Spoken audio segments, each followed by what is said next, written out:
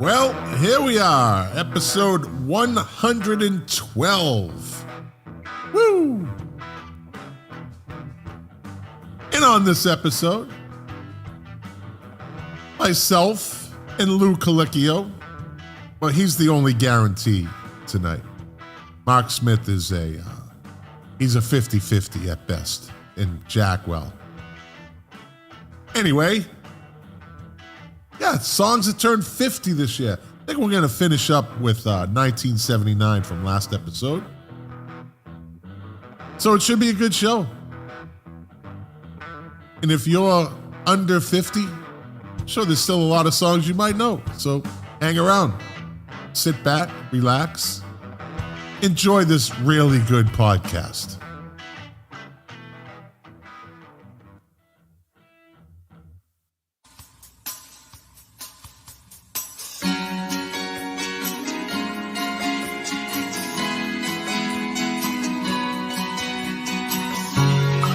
The KOFB studio presents Milk Crates and Turntables, a music discussion podcast hosted by Scott McLean. Now, let's talk music. Enjoy the show.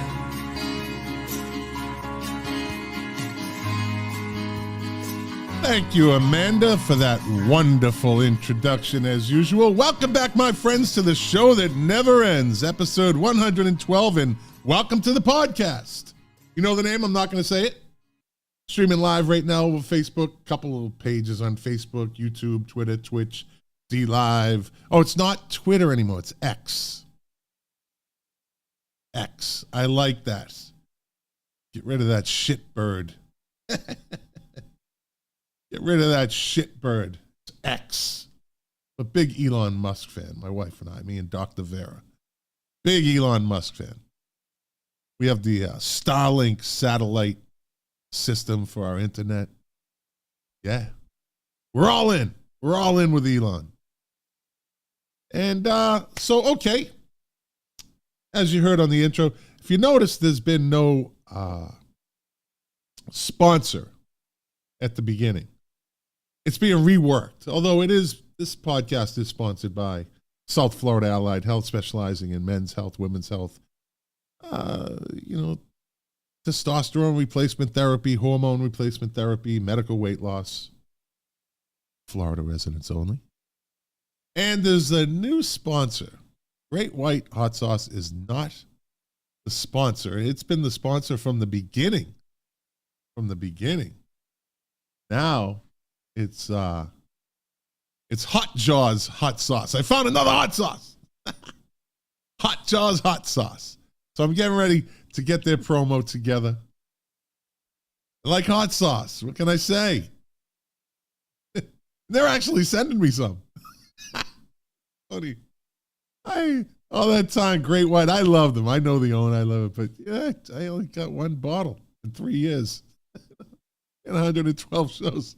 I got one bottle. But that's okay. I don't do this for the money. I don't do this. Oh, wait a minute. This motherfucker. Like every week now. Todd Sockman. Sergeant, Captain, Lieutenant, Chief, General Sockman. Yeah. Says, entertain me. Yeah, I'll entertain you. You're lucky you're in fucking Sacramento. That's all I'm saying, big boy. That's all I'm saying. Nothing's changed, buddy. Nothing's changed. Just don't let him get his hands on me. Then it's a different kind of fight then. He's like a redheaded Arnold Schwarzenegger. Speaking of Arnold Schwarzenegger, hey, it's Lou Calicchio from the Music Relish podcast. Hello, Scott. And hello, Todd Sockman. Here we go. Lou is starting to show his and Patty. Hi, Patty Ossie, number one fan of the show. Lou is starting to show his what do you call it? My inner Rich Little. Yeah. Hopefully. Hi, Lou, Patricia. Yeah, Lou does voices. But I can't do all them on your show, though. No. No. That one is banned now. I'm not, and I won't do it. I No. won't do it.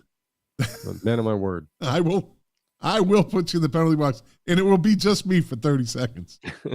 Would not be the first time. But so let's get right into it, buddy. All right. Last week we were finishing up with 1979, but there was still some food on the plate, my friend. Yeah. There was still some food on the plate. Yeah. So It's a big year. yeah, and I kind of sat out because I've done an episode on 1979 with Jack, and I was interested in what you guys had to say. So, it's nothing that I probably don't know. Well, you of course, you come up with some shit I've never heard of, but that's fine.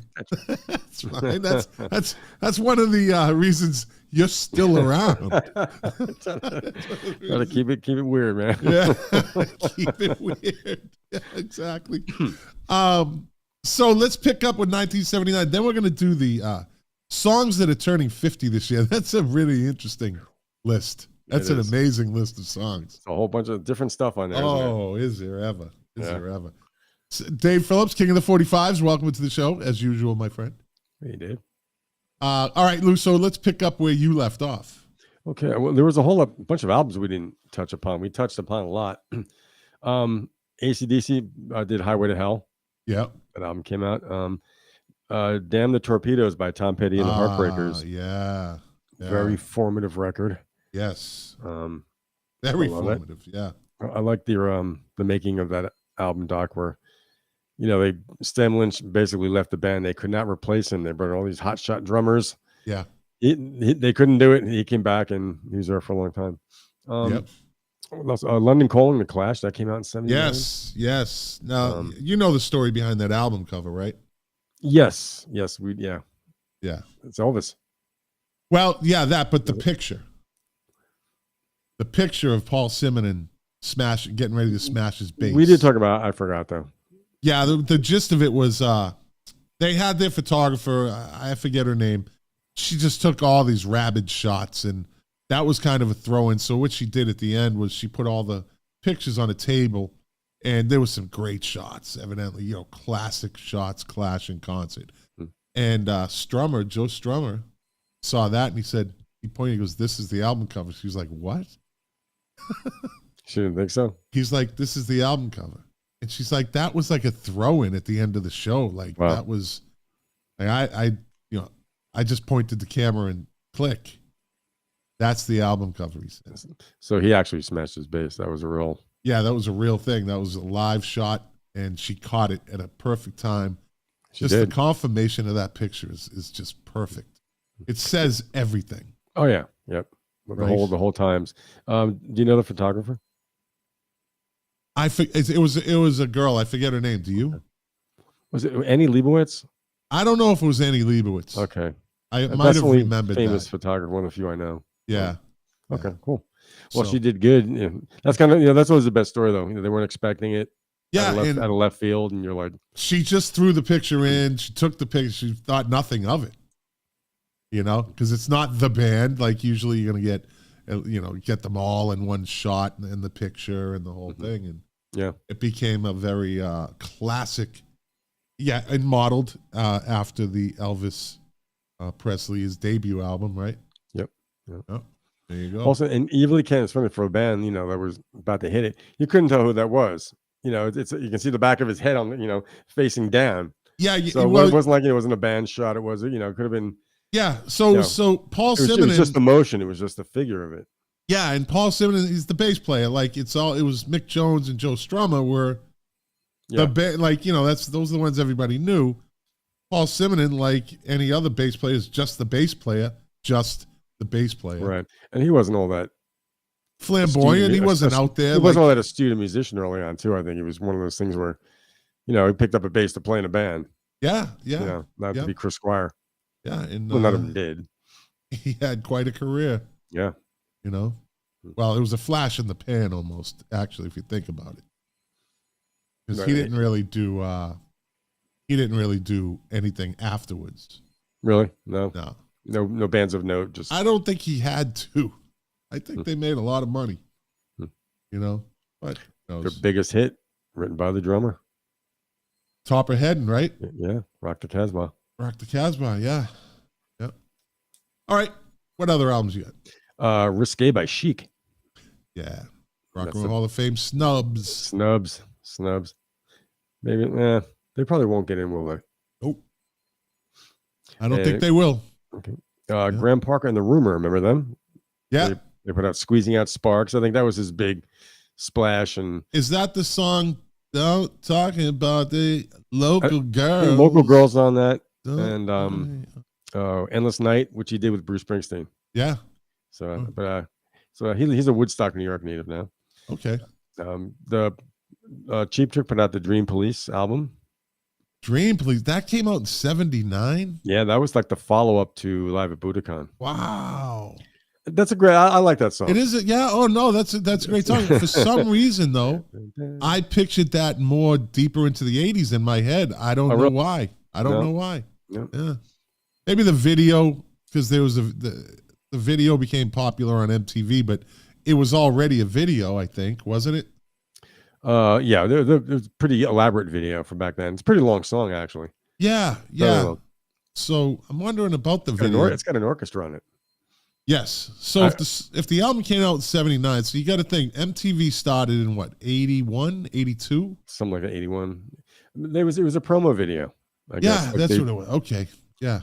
And one of these days we're going to talk about those rock shows, remember? Like Don Kirshner and the Midnight we were Special. supposed to do that. Yes. Yeah. We'll do that next week. Yeah. Do that next week. There's so much to talk about. Yeah, absolutely. We're lucky to have those shows. Oh, were we ever? I know. Were we ever? When you were too young to go to concerts, that was your thing for live music, or you could see a band on film in concert. If you were a music fan, yep. Yep. Let's see. Are we frozen? No. Patty says frozen, guys. Let me check my my live stream. Let's see. I'm gonna go over here. Frozen, guys. Frozen glage. We were. That says we were frozen. We unfroze. Frozen. Okay. Yeah. Live right now. Okay. Anyway. Yeah. Thank you, Patty. The Dream Police. It's gonna be in my head. What else? Blondie, Eat to the Beat. Did that have Rapture? Rapture on it? Yeah. Tide is High. Tide is High. Okay. Then they do the song "Call Me." That was an American Gigolo. Was that Call that Me year? Was the theme song for American Gigolo? Yeah. American Gigolo. Foreigner put out the Head Games record. Head Games. Hot Blooded was, I think, the big single from that. Talking Heads, Fear of Music. Yes. Came out that year. Yeah. It's not Burning Down. What was the big single from that? Let's see. 79. Dave Phillips says, my one and only marriage, good for you, buddy, was in 79. Song was Just the Way You Are, Billy Joel. So he's going on 50 years of marriage. Wow. No. Is it? No, that was 73, right? Right. Oh, this is 79. We're doing, it's like 40, I'm getting my 70s mixed up. That's 50 43. songs. Yeah. Songs turning 50. Okay. And Billy Joel stole that song, by the way. He had to settle out of court on that one. Yep. There you go. Okay. So who else? Let's see. The B-52s put out their first record. Yes. 52s. Great record. Their biggest hit, their big hit off at Rock Lobster. But the song that was really got a lot of airplay in Boston, which really put them on the map, was Dance This Mess Around. Okay. Dance This Mess Around. Ultimate Party Band. Yeah, I actually saw them. I think the anniversary just passed of. I saw them at Club Casino in Hampton Beach, New Hampshire, and somehow there's a whole story behind it. But I ended up with a ticket right at the stage, and they weren't much older than me, you know. Dave says we divorced in 2012. Sorry, buddy. Whoops. Spoke too soon. Spoke too soon. Not 43 years. Not 43 years. But yeah, I saw them it's it was one of those stages where it's like maybe waist high, you know? Okay, yeah. And it was tables, like, it was like a bar, it was a club, really. Mm-hmm. Right. And yeah, they were spot on, man. That's when they really, the fuse was lit with that album. Yeah. I have a friend down here. He used to see them playing Athens. Yeah. He lived in Charlotte and Asheville. REM too, doing club dates. But Yeah. you can see B-52 Tuesday at a nice club. Great show. Have you heard Southern Culture on the Skids? No. It's kind of a similar. They're from around here too. I think they're a North Carolina band. Kind of the same thing. Kind of almost kind of like rockabilly, kitschy. Writing about certain parts of Southern culture. They have a song called 8-Piece Box.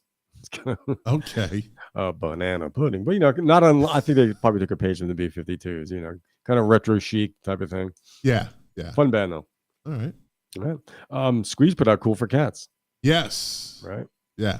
You're a big Squeeze fan, aren't you? Very underrated band, man. Pretty much forgotten. A lot of talent in that band. Yeah, there was. Yeah. A lot of talent. And I think we always talk about this, how Paul Jules Carrick. Holland. Paul Carrick, though, he's the one that sang the number one, their biggest hit. Their biggest hit. And then kept moving, kept going. Yeah. That dude has an amazing career. He does. Like and you don't know about him. Like the average music fan doesn't know about Paul Carrick. They know when they hear him, but they don't know. He's one of those guys you don't know who he is. But then when you hear that, what bands has he been in? He sang "How Long" by Ace. Yep, by Ace. That's right. Yeah. Mike and the Mechanics. Yep. The Living Years. Yep. Silent Running. Yeah. He had a couple hits in this one of his own. He's had some hits of his own, but nothing like when he joins these other bands. Yeah. There's a BBC documentary called "The Man with the Golden Voice." Yes. And it's cool. I've seen clips from it. Clips from it. Yeah. Yeah, he's got the Blue-Eyed Soul thing. There's some live concerts where he's doing a lot of Motown type stuff. Maybe he's bigger over in England. I think he's got this nice mid-level. Yeah. But he could probably play anywhere, really. Yeah, but again, the name, like you hear Paul Carrick, and it's just like, yeah, where did I hear that name before? He was compared to Phil Collins, like in his solo career, because they kind of look alike, or they did at the time. Yeah, I knew I was a little dark. I knew I was missing something before the show started. I was like, something ain't right. Something ain't right. No, that's another. You need sepia-toned lighting, Scott. Oh, look at Lou. He's got the only camera in existence that lacks color. It lacks color. It's like technically people watching the live stream, his lamp, that's a red light in that lamp. There's red lights all over the friggin' room. It looks pink. He has no color in his camera. Just washes out. Listen, I'm glad he just showed up early tonight. I don't really give a shit. Really, I was sitting here and just reading, and every week he has a different setup and behind him. Every week. Keep it moving, man. Keep it moving. What else you got? Okay. Let's see. I think you mentioned, or Mark might have mentioned, Evolution by Journey. Yeah. Other cool albums that came out. I know we mentioned the Cars, right? Yes, we did. Yeah, yep. Of course. See, George Harrison put out the George Harrison album, the single "Blow Away," and that song, "All I Got to Do Is to Love." Isn't? Oh, okay, yeah. It was almost like Cracker Box Policy. He put out some pretty neat pop singles. That was produced by Russ Titleman, who also produced Ricky Lee Jones's debut album, which came out that same year. So that guy, he produced Clapton's Unplugged and some other stuff. But I found out that the story behind Chuck E. Chuck E. wasn't in love with Ricky Lee Jones. There's a guy named Chuck E. Weiss that Ricky Lee knew. She was going out with Tom Waits at the time. So Chucky was this guy, when they were supposed to meet him, he just disappeared. He fell in love with his cousin and just moved out to be with her. So when they're talking, Tom Waits gets off the phone talking. He goes, "Chucky's in love." And that became the title of the song. Yeah, I guess writers, music, songwriters hear these things. Like I have a little thing that when we talk about songs turning 50, song titles, but yeah, so just how something picks up, and they just pick it up. They're like, that sounds good. I'll write a song about that. Yep. Rage Against the Cafe. There you go. I have a gig Friday. I haven't played in that place in a year. So I got about a month ago. The guy called me. Goes, "You want to play on August 4th?" I said, "Yeah, sure." Really? Yeah. So it's a blues gig. Okay. So yeah. But I haven't actually been there in a year. Hey, whatever happened to the chick that stiffed you? Like, Remember the one she's like, hey, do you want to do a gig? And you're like, let me think about it. She just replaced you immediately. Like, well, yeah. Well, she has a steady drummer that she uses, but he lives in Hawaii most of the time. So he wasn't supposed to come back, but he did. He did come back. So she's playing August 11th at the Orange Peel, which is a big club here. But I think she's using him. So, but, okay. Yeah, but she played with us at the Spiritual Center once or twice a month. So I did see her recently. Okay. Yeah. Gigs come and go, man. Yeah. No hard feelings. No. Nothing personal, just business. Strictly business. Strictly business. Do you remember McGuinn, Clark, and Hillman? McGuinn, Clark, and Hillman. No. Yeah, the single "Don't You Ride Her Off Like That." She's a real fine lady, can't you see? It was a pretty much a big hit single in '79. But it was Roger McGuinn from the Byrds. Yep. Gene Clark of the Byrds and Chris Hillman of all their old former Byrds. So they got together for 2 albums that the record company put them together. But that was supposed to be a big promising thing, but it just didn't pan out. Yeah. But kind of like a one-hit wonder. That was a super group of sorts.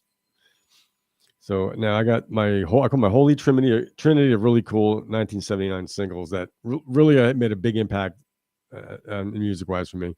One was Sniff in the Tears, Driver's Seat. Oh, yeah. Great song. What a great song. Great single, great sounds, great recording. Everything about it is a great fucking song, man. That drum beat just he plays the same thing about the whole thing. Yeah, but it works, man.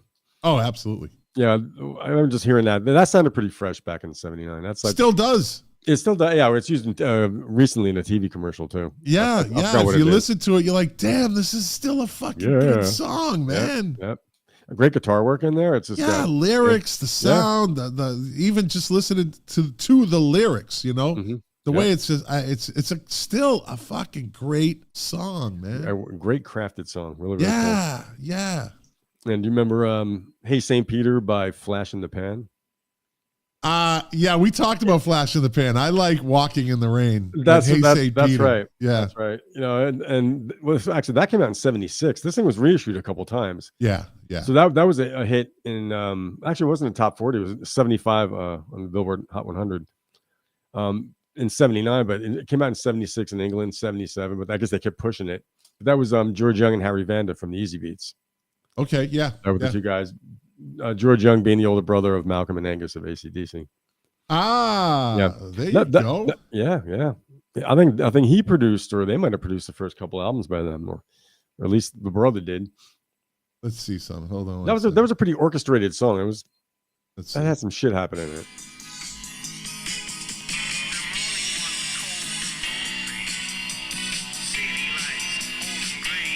That's it. I don't want to get shut down. Right. But yeah. Good song. Yeah, great song. Good song. The other one was Ian Gomm's Hold On. Hold on to what you got. I've been drifting on a sea of heartbreak. Hold on. I think it's using it for Ian Gomm, Gomm, from the album Gomm with the Wind. Let's see. That's it. Oh, okay. Yeah. Wow, that's pretty. Yeah. I know. Yeah, you're good. Wow. Yeah, that's some interesting songs right there. Yeah, I thought they were all just there was something different about them. They're really catchy though, but it's really well done. But how old were you in '79? Let's see, 17. I turned 18 that summer in '79. Okay, so I was fresh out of high school. Yeah, I just bought my drum kit. So these are a lot of songs I learned how to play to. And Damn the Torpedoes. And Damn the Torpedoes. But you always had, like that's a music person right there. The ones that, you, myself, Jack, Mark, our favorite AI, Perry. Yeah. Dedovich. I mean, Dave Phillips, Get on the Line, even my friend Todd Sockman. There's those songs that just like, they're kind of off the beaten path. They were around. Yeah. You hear it on the radio. It might be throwaways, but you like it. But it was just that, and they're not standout songs, but to you, they were standout songs. Yes. And you don't remember much. They're almost like they're one hit wonders, really. Yes. A lot of them, at least a smash hit, Yeah. Like Walking in the Rain by Flash in the Pan. I think. I don't even think that was a real hit. I think that was just a song that got released, I know Boston, the Boston radio station WBCN always found these songs that were, kind of obscure, not top 40-ish, and I think that was one of them.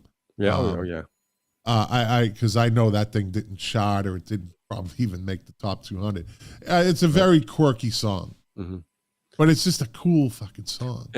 I read where they made that record, or I don't know how many records they made, because they were big writers and producers, so they were busy guys, A&R guys. So they just did this for themselves, just to do their own things. They screw everybody else for a while. Yeah. So you could do a wacky, you could do anything you wanted to musically. I mean, Hey St. Peter, I mean, that's got some orchestration in there. It's got it's well produced. It's also well arranged. Yes. It's extremely English though. Yeah. And all three of those artists are English. That's a good point. It's extremely English, and you can tell those songs too. Oh yeah, yeah. You can tell those songs. Now, I mean, now were the Sweet an American band? They were English, right? Sweet, I believe, was English. Yeah, I think they were. Okay. Well, I was going to use them as an example of an American band, but I can't because they're not. That would do something like, we call that English type music, but yeah. So that was great stuff. Just getting out of high school and hearing that stuff. I mean, even when alternative rock happened, same thing with you. A lot of those other bands are like, some of your friends don't like that stuff, and some of the guys that you're in a band with don't like that stuff, but I do. I always say this, man. I always fucking say this, and it's so true. Like the shit I was listening to, my friends didn't like that shit. Yeah. They didn't like that shit. There was a few. Like Jack and I weren't really hanging out at the time when U2 broke. So he and my brother Phil Kelly, he's literally like my brother. They went to see U2 at the Orpheum or the Parrot, wherever they were playing, but we weren't really connected then. I was in a whole nother gang, a whole nother group of people, and we knew each other, right? But I was listening to that shit, and people were, what the fuck are you listening to? Yeah. What is that shit? And then I started listening to rap, like hip-hop, early hip-hop. Oh, you want to talk about getting doused in gasoline? I couldn't play it at a party. I could only play it in my car when I was alone. Right. You and a lot of other kids. Yeah, it was like they weren't accept. But then all of a sudden, U2 gets big, new wave hits, and then it was like, oh yeah, and then you see the bandwagon jumpers. Oh, biggest fan. Yeah. And I sat back. I'm like, you fucking asshole. You were making fun. You were making fun of me, giving me shit. Yeah, you were giving me shit about that. A year ago. Now you're all with your fucking hair all whatever. Whatever. Everyone became the biggest U2 fan in the world, and Duran. You ask people. Hey, what was Duran Duran's first release? What was their first single that made it in the United States that actually charted? They're like, "Hungry Like the Wolf." Wrong. Like a year and a half earlier, This Is Planet Earth came out. This is Planet Earth. Da, da, da, da, da, da. That was their first single in America. And, people disregarded them, but then MTV comes along. They make a nice fucking cool video, Hungry Like the Wolf.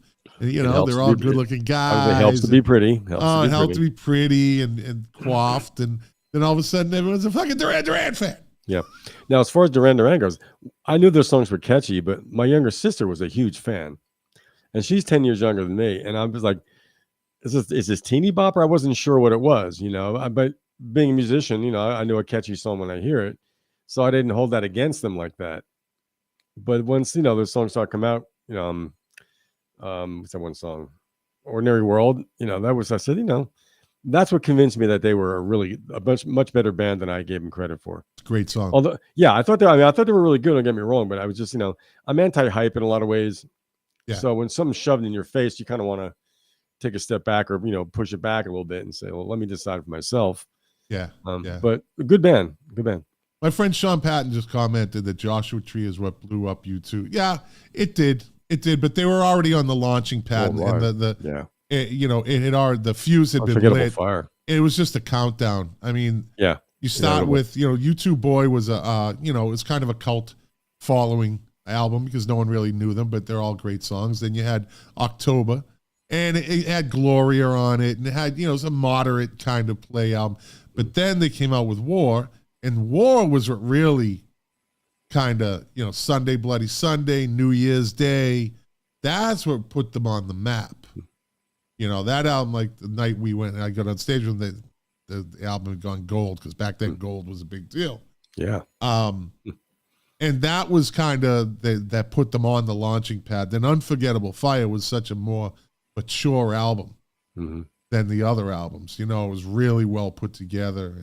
And but then everybody has their masterpiece, which is Joshua Tree. Yeah. It is an absolute masterpiece. That reminds me, recently I was driving to the stables because, I work with the horses now, and Where the Streets Have No Name comes on. Whereas in the last, I don't know, 15 years, I usually just kind of discard it. I heard it so much. And but I said, you know what? I'm gonna listen. Something told me just listen to it, and I'm a fucking big fan again of that song. It was a moment. Like, I'm in my car and I'm listening to it, and I fucking just cranked it up, right? And I've heard the song a million times, right? And I know you've gone through this. I know you have, right? I could tell you what happened last week. And same thing, different song. All right, we'll talk about it. And then I just listen. I go, I got fucking goosebumps right now. I'm like, this fucking song is so fucking good again. Like, to me, it's so good again. And I love that feeling. I love that feeling when you find something all over again. Yeah. And it's like it's new again. It's like, where you been for the last 15 years? Like, what did I do here? But I think you have to take that time to reappreciate certain songs, certain albums, right? You really, like, especially something so impactful. Yeah, I tout this a lot on this show, David Bowie fame. I didn't listen to that album for 20 years. You know what I mean? At least 20 years I didn't listen to that album. Oh. But it was big in my rotation when it came out and in my youth, Yep. And then all of a sudden, I'm like, I said it last week, it's creeping up in my most played albums list. Wow. When did that come out? Is it 86? No, what? Young Americans? Oh, I think you meant Joshua. You're talking about Joshua Tree came out 86. Okay. Yeah. 86, yeah. Okay. But Young Americans has become one of your more played ones. All right, I'm just going to put this up there.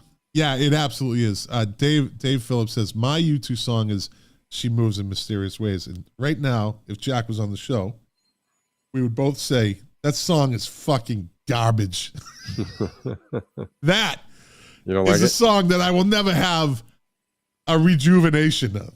That is a terrible song. I like the guitar sound. Yeah. Nah.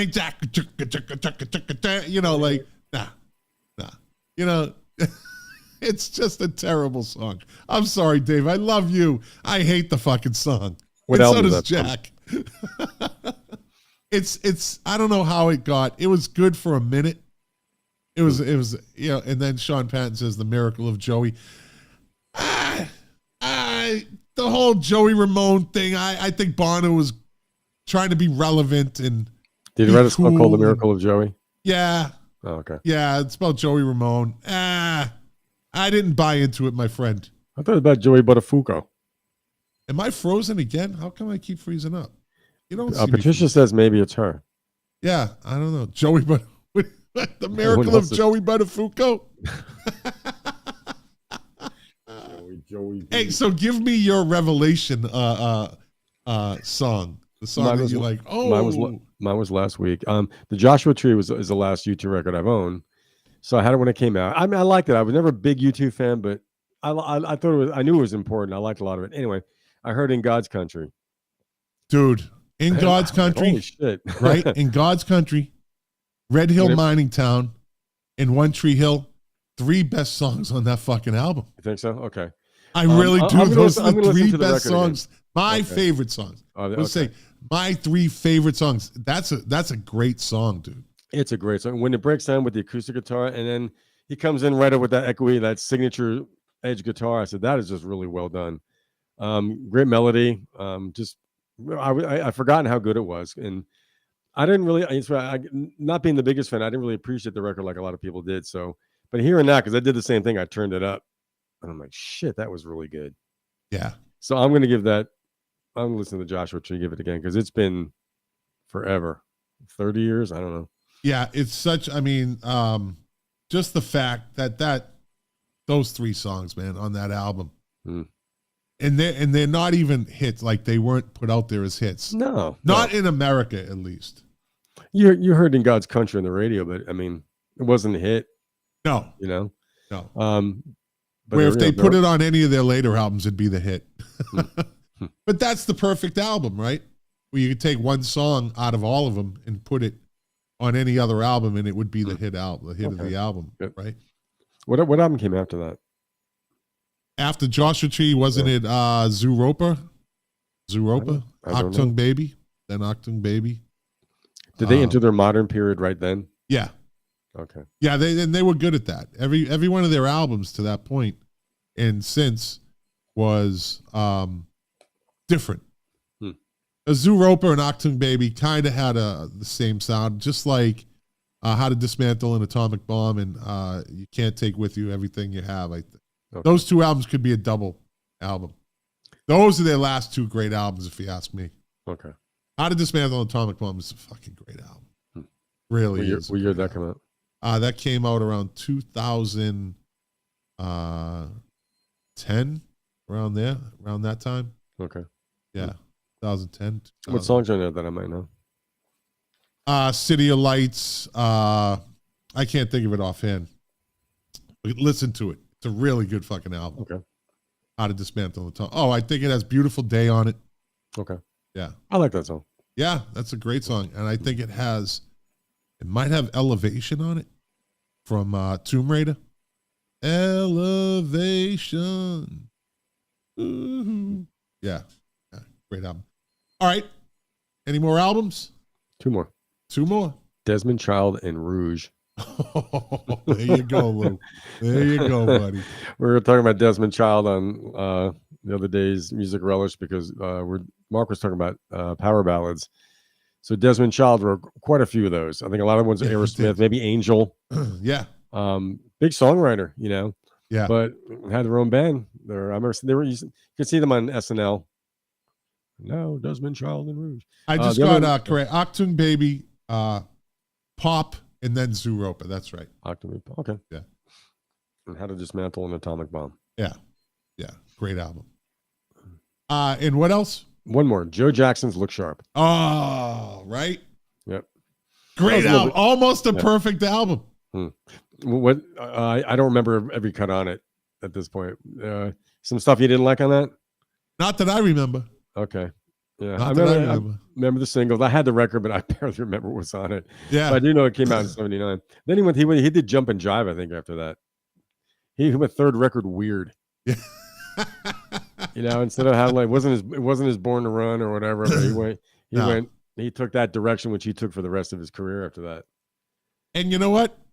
That's the type of guy, he just did it. He's like, I'm going to do whatever the fuck I want to do. Yeah, he's another one. And he probably made enough money to be able to do it. Well, those 2 first records were smart. They were good, but they were hits, so, but after that, he probably said, I could do whatever I want. And, that kind of new wave sort of punk power pop really wasn't his whole bag. No. A guy like that, he's got all these different styles in him. He's a big jazz artist. The song, I think his first hit was Sunday Papers, I think. I think probably. I think that was wasn't that 79? Did that come out in 79?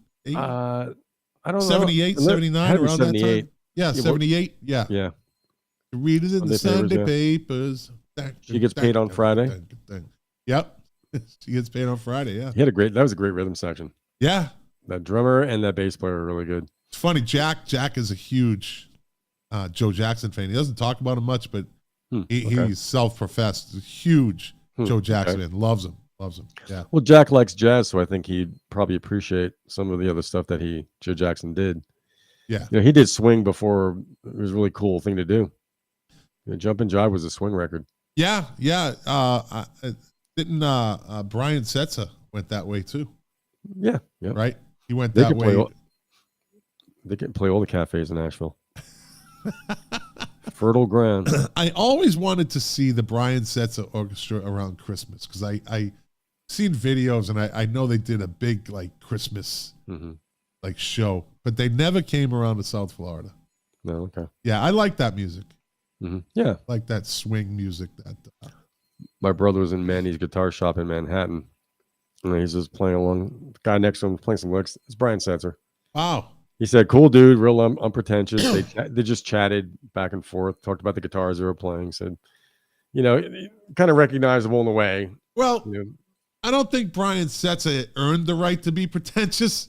I think there's music stars. I won't say rock stars, but there's music stars out there that get a little bit of fame and become pretentious. And I think there's people like Brian Setzer that he knows his place. The Stray Cats were again a flash in the pan. They were kind of nichey. I mean, they got some time out of that band. Oh, they had a good 5-year run, I think, didn't they? In the 80s? Yes. I think they had to go to England first. Yeah. just like the Ramones. Yeah. Like Jimi Hendrix, like Chrissy Hynde. Yeah. A lot of them had to go to England first. Neil Peart from Rush tried, but it didn't work out, so he went back to Canada. Back to Canada. Did you know that Canada had a and I don't know if they still have it, but there was literally a law. Like we have the FCC, they have the Canadian CBC or something, right? That 40% of the music played on Canadian radio had to be by Canadian artists. Yes. They had a quota system or whatever. It really was. It was like they're like, we will not let America and their musicians take over our music. We have Canadian musicians. Yeah, good job with Katie Lang over there, Canada. Good job. Guy Lombardo.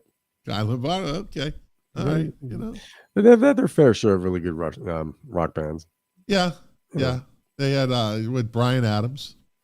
Rush, Triumph. Do you know that his first April Wine? Wait, I think is April Wine Canadian? Do you know Bryan Adams for his album Cuts Like a Knife? Right. It was like I think it was like his third album. He had a couple of flops before that. There was a guy, a famous frontman, really famous frontman, who sang backup on 7 of his songs on that album for free. Lou Graham. Really? Yes. Oh, shit. That's cool. As I've said, as of late. I can hear him on Cuts Like a Knife singing that. No. Wow. It's one of the greatest his voices, one of the greatest voices in rock and roll history. Yeah. At top 10, which is a lot. That's like a fucking, top 10 in all the voices in rock and roll. Like he's there. He has to be there. He probably wouldn't rank it that high though. They wouldn't because Foreigner never gets the respect they deserve. Yeah, I know. They don't. They don't. I think because they were too popular. They were too popish. They were too, like, I don't know. I don't get it. But Lou Graham, again, the fucking voice. The voice. I think they were supposed to be a hard rock band, but there was something more in them. Those, like even a song like Urgent, that's more funk than hard rock. Yeah. It's not, I'm pretty funky, and that's it. Who's the sax player on that? Oh, it's big time sax player. Classic. On Urgent? Junior on Urgent. Junior something? Oh my God. Anyway, so he's one of the most famous funk sax players. Oh, I know who you're talking about. Old guy. Oh, yeah, I know who you're talking about. I know who you're talking Junior about. Parker. I don't know that's even a guy or not. No. But the guy, I mean, he was one of those Stax Volt players, but so even that, they had the other stuff. I Want to Know What Love Is. I mean, it's not a bad song. I mean, no, that Mark didn't mention it on Power Ballads. Yeah, that's right. He didn't mention that, but so I guess maybe they were just too big, too popular, too quick. Maybe, I don't know. All right, so let's get into songs turning 50 this year. 50, and I'm going to start off half a century. And they say timing is everything, right? So in 79, as Sean Patton just commented in, Jim Croce came out with Bad Leroy Brown. He says, I believe, no, you're absolutely right. You're all right. Sean, you're absolutely right. Now, do you know the story behind Bad Leroy Brown? No. All right. Well, I'm going to tell you. So back in the day, Jim Croce was stationed at Fort Dix, New Jersey, right? He was stationed with this guy, and they were linemen. They were in the telephone, like, corps, whatever. The guy was just this big, strong dude, but with a very dim light bulb, if you know what I mean, right? So, as Jim Croce tells the story, the guy one day just decided to say, fuck this, I'm out of here.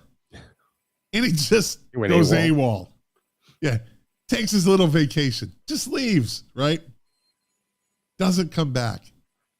Comes back a month later, right? Walks back onto the base a month later to get his check. Click, right? And he said, knowing the dude and seeing how big and strong he was and watching what he did and just the way he carried himself and the way he said, I'm going to write a song about this dude. I know I am. He literally said, he goes, I'm going to write a song about this guy. I know I am. And that's how he came up with Bad Leroy Brown. Wow. He never said the guy's name. Okay. Maybe it was Leroy Brown. Right? But he never said that. But the song is based on this guy. Like he said, big, strong dude, you know? And that's where that song came from. Is it strictly fictional what happened during the song? Was that like yeah. Okay, I think he took the guy and put him in scenarios. Exactly. Right? Put him in scenarios in the song, knowing that he gets cut to pieces though. Yeah, by Slim, right? Willie McCoy. Yeah, Willie McCoy. That's right. Slim was the other song. You don't mess around with Jim. Slim. That was mess around with Jim. And then at the end, it's you don't mess around with Slim. Really? You never caught that? Because Slim was the kid that cut him up. That the kid was the okay. Yeah, kid Slim. See, little turn of phrase there. Yeah. So, but yeah, even if you do got a custom 2-piece made pool cue. That's right, custom made 2-piece pool cue. Yeah, driving around with a big drop top Cadillac, right? Chrome fenders. Now him and the posthumous success. Yeah, that dude. And Jack, you know, sometimes me and Jack had arguments. Sometimes I'd look and say, you know, all right. But he was, I'm just going to call him out. He was way out of line when I had said Jim Croce was on his way, man. Yeah. He was on his way to be like a superstar. And yeah, he was a superstar that year. 79, 78, 79. 73. 73, I mean. 73, yeah. He was on a midnight special. He was doing all the shows. He was just poised for takeoff, so to speak. Yeah. Irony is that the plane never left the runway. Yeah. And but a lot of also the guy, his guitar player, because you know that was the dude that was the with acoustic guitar interplanar is beautiful guitar playing. Yes. Marty Muehlhausen. Yeah. He died in the crash as well, but no one knew who he was. But originally, it was his gig. They were a duo. Marty was the main songwriter, but then Jim started writing his own songs. It became obvious to do Jim's songs, and that's how they got signed. But it was almost a partnership. Yeah. But beautiful player though. I mean, operator. And I've heard a few Croce songs. I went back, did a lot of listening. I'm going down to Georgia. These album cuts are great. Yeah. Yep. No doubt. Now Frank Sinatra covered Bad Boy Leroy Brown, and ooh, rough. Ooh. It's bad. All right, give me a song from 73, buddy. All right. This is horrible. In my opinion, it's horrible. Tie a Yellow Ribbon. Well, today it's horrible. Back then it was a huge hit. I don't know what the charting was. It might have been a number one. It was. I think it was. I think it got close to number one. I think it was a hit. It was up there. Yeah. A bona fide hit. Tony Orlando and Dawn. Yes. What about Sweet Ballroom Blitz? Ballroom Blitz. Yep. Yeah. It's song. A Ballroom Blitz. Great singer. Yeah. Great song. Yeah. They were good. Actually, they were a great band. Little Willie. That came out same year. Little Willie won't go home. Yep. They're a tragic story too. Do tell. The singer just because he drank himself to death really young. Yeah. You know, but great voice though. They were kind of like Queen. I mean, they had that same those stacked. Good comparison. At least the vocal harmonies. Yeah. And this guy sang ridiculously high. Like I think Roger Taylor and Queen's the guy with the operatic falsetto. Like Michael Anthony and Van Halen. Yep. You know, makes a difference. Yeah, same thing. That they said when Michael Anthony sings lead, it sounds weird. Like he doesn't. Yeah, he doesn't it's not a lead vocal voice. Eddie said it sounds like a piccolo trumpet. Oh, now Patty's putting up the frozen emoji. We're gonna turn up the heat, Patty. I think it's you. I don't know what's going on here. Because I usually see it if it happens, right? Yeah. If anybody else sees us freezing up, just say frozen. Yeah. Let us know, because we don't know. What? You fucked me up. I looked down and looked up, and you were like that. You got me, asshole. What do you got? What else? Okay, this one. This guy. It's a guy I talked about on last Music Relish. Charlie Rich. When we get behind closed doors. Yep. Yeah. Grammy winner. Yeah. The Silver Fox. Yeah. I heard Behind Closed Doors and The Most Beautiful Girl recently, and like they were good songs, man. He was a good singer. Good singer. I was just gonna say that. Yeah, really good singer. Yeah, he let out a lot of country vocal things. So The Most Beautiful Girl was his other big 70s hit. Did you happen to see? Sometimes I sing that to Dr. Vera. That's great. Like I just burst out of nowhere and go, start man. singing that because I'm cool like that. You gotta be cool like that, man. And it's a song you can sing too. Hey. Well, hey. We talked about him, and Perry played a clip. It's from the 1975 Country Music Awards, where John Denver wins an award and he's the presenter, and he's drunk. And he takes the sheet out with the winner and lights with a cigarette lighter and starts burning it. And he goes, "My friend John Denver." So they said apparently he thought John Denver was more pop than country, but once he hit his success, he was drinking heavily, and this was alive. All those guys did. Oh yeah. All of them did. But his son said he was on painkillers as well. I'm like, that's pretty clever, because that's way ahead of its time, saying, the pills and alcohol made me act like a maniac on the airplane. George Jones would tell you that. Well, he would have if he was still. I mean, that guy. We could do a show on him alone. How about Basketball Jones? I got a Basketball Jones. I got a Basketball Jones. Was that an actual single? Yeah. What the hell? That was on Casey Kasem American Top 40. It was on there. Really? Yes. I remember from the album. Oh shit. Yeah. That's by funny. Tyrone Shoelaces. Yeah, but I didn't know. I know it was released. Yeah. Well, that's great. Yeah. I don't think it charted. It was not top 40, was it? It had. I think it was. I think it was. Casey Kasem's top 40. Let me see. I'll tell you right now. Let me see. I love my best. Sung in a falsetto. Yeah, dude. I told you. It was a parody on the number 16 Billboard Hot 100 song, Love Jones. Right? So it was a parody from Love Jones. Okay. But either way, everybody knew it. It was a single. It was definitely. I remember hearing it on the radio. Dave's not here, man. Yeah. All right, 73. All right. Playground in My Mind by Clint Holmes. Jesus.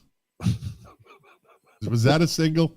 Was that even released? Here we go. I'd rather listen to Tyrone Shoelaces sing Basketball Jones. Michael, I got a nickel.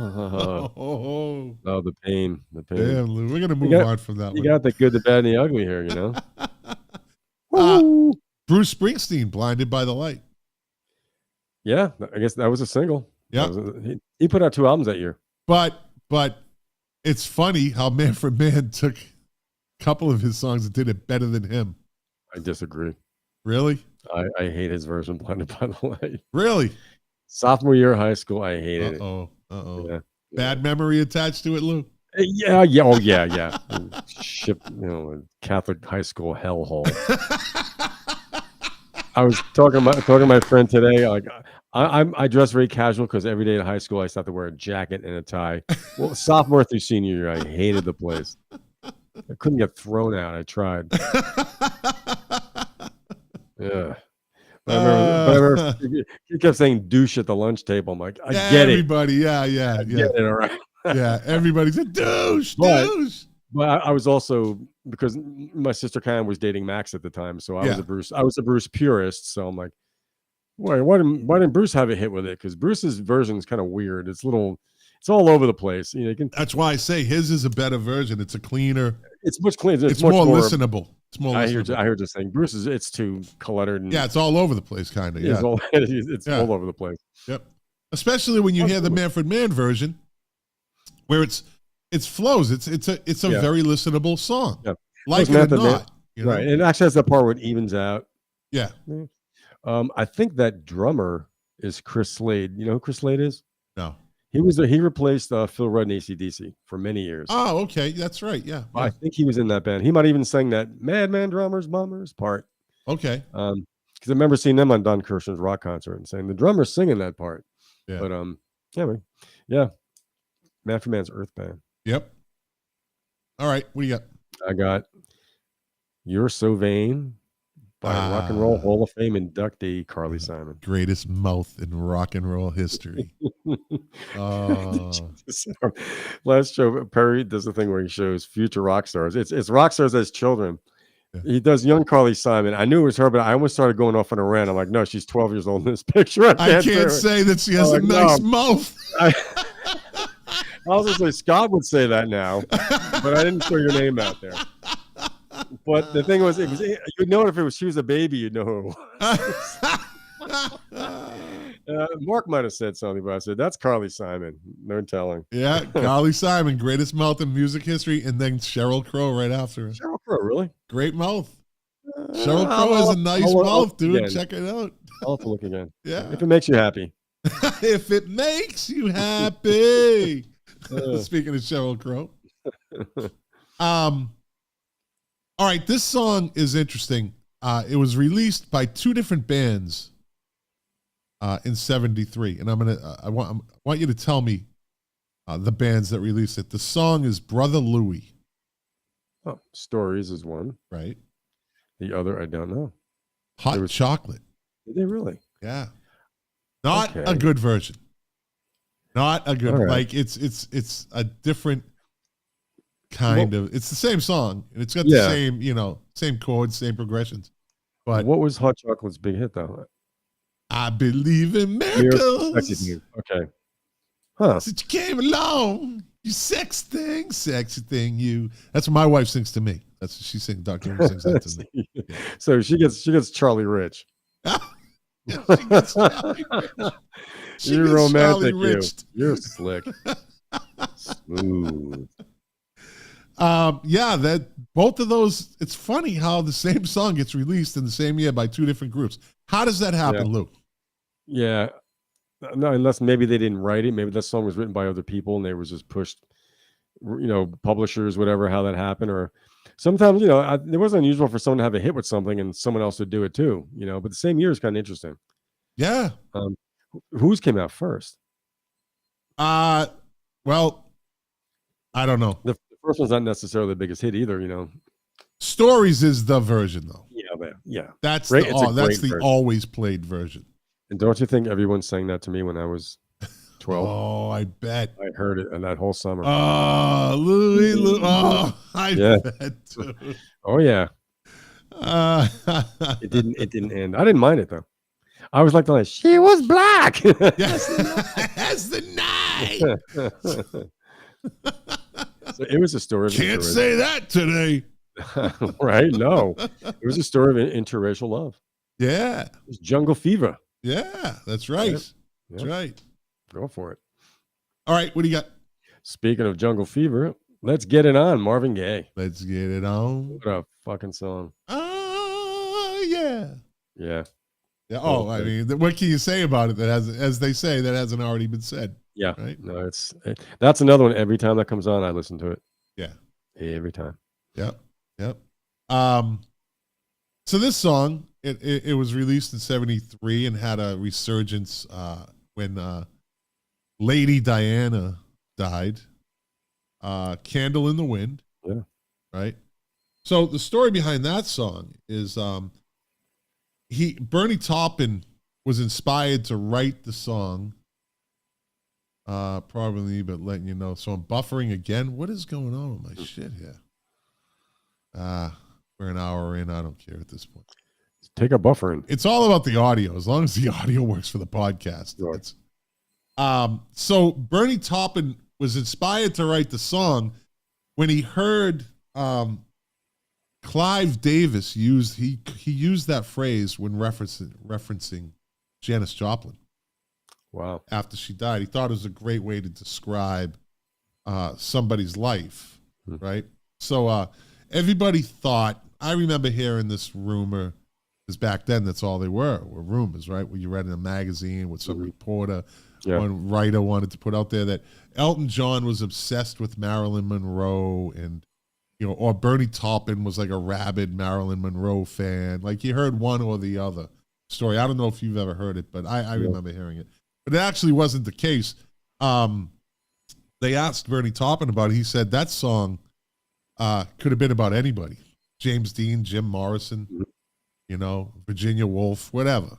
Anyone who burns quickly. Yeah. And he said it's basically about anyone who's famous and dies young.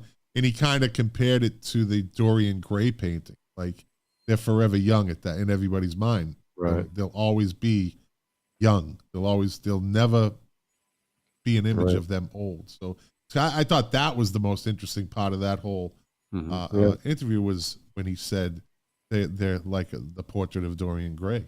So it's timeless. Are they forever young? Yeah. So that is the story behind Candle in the Wind.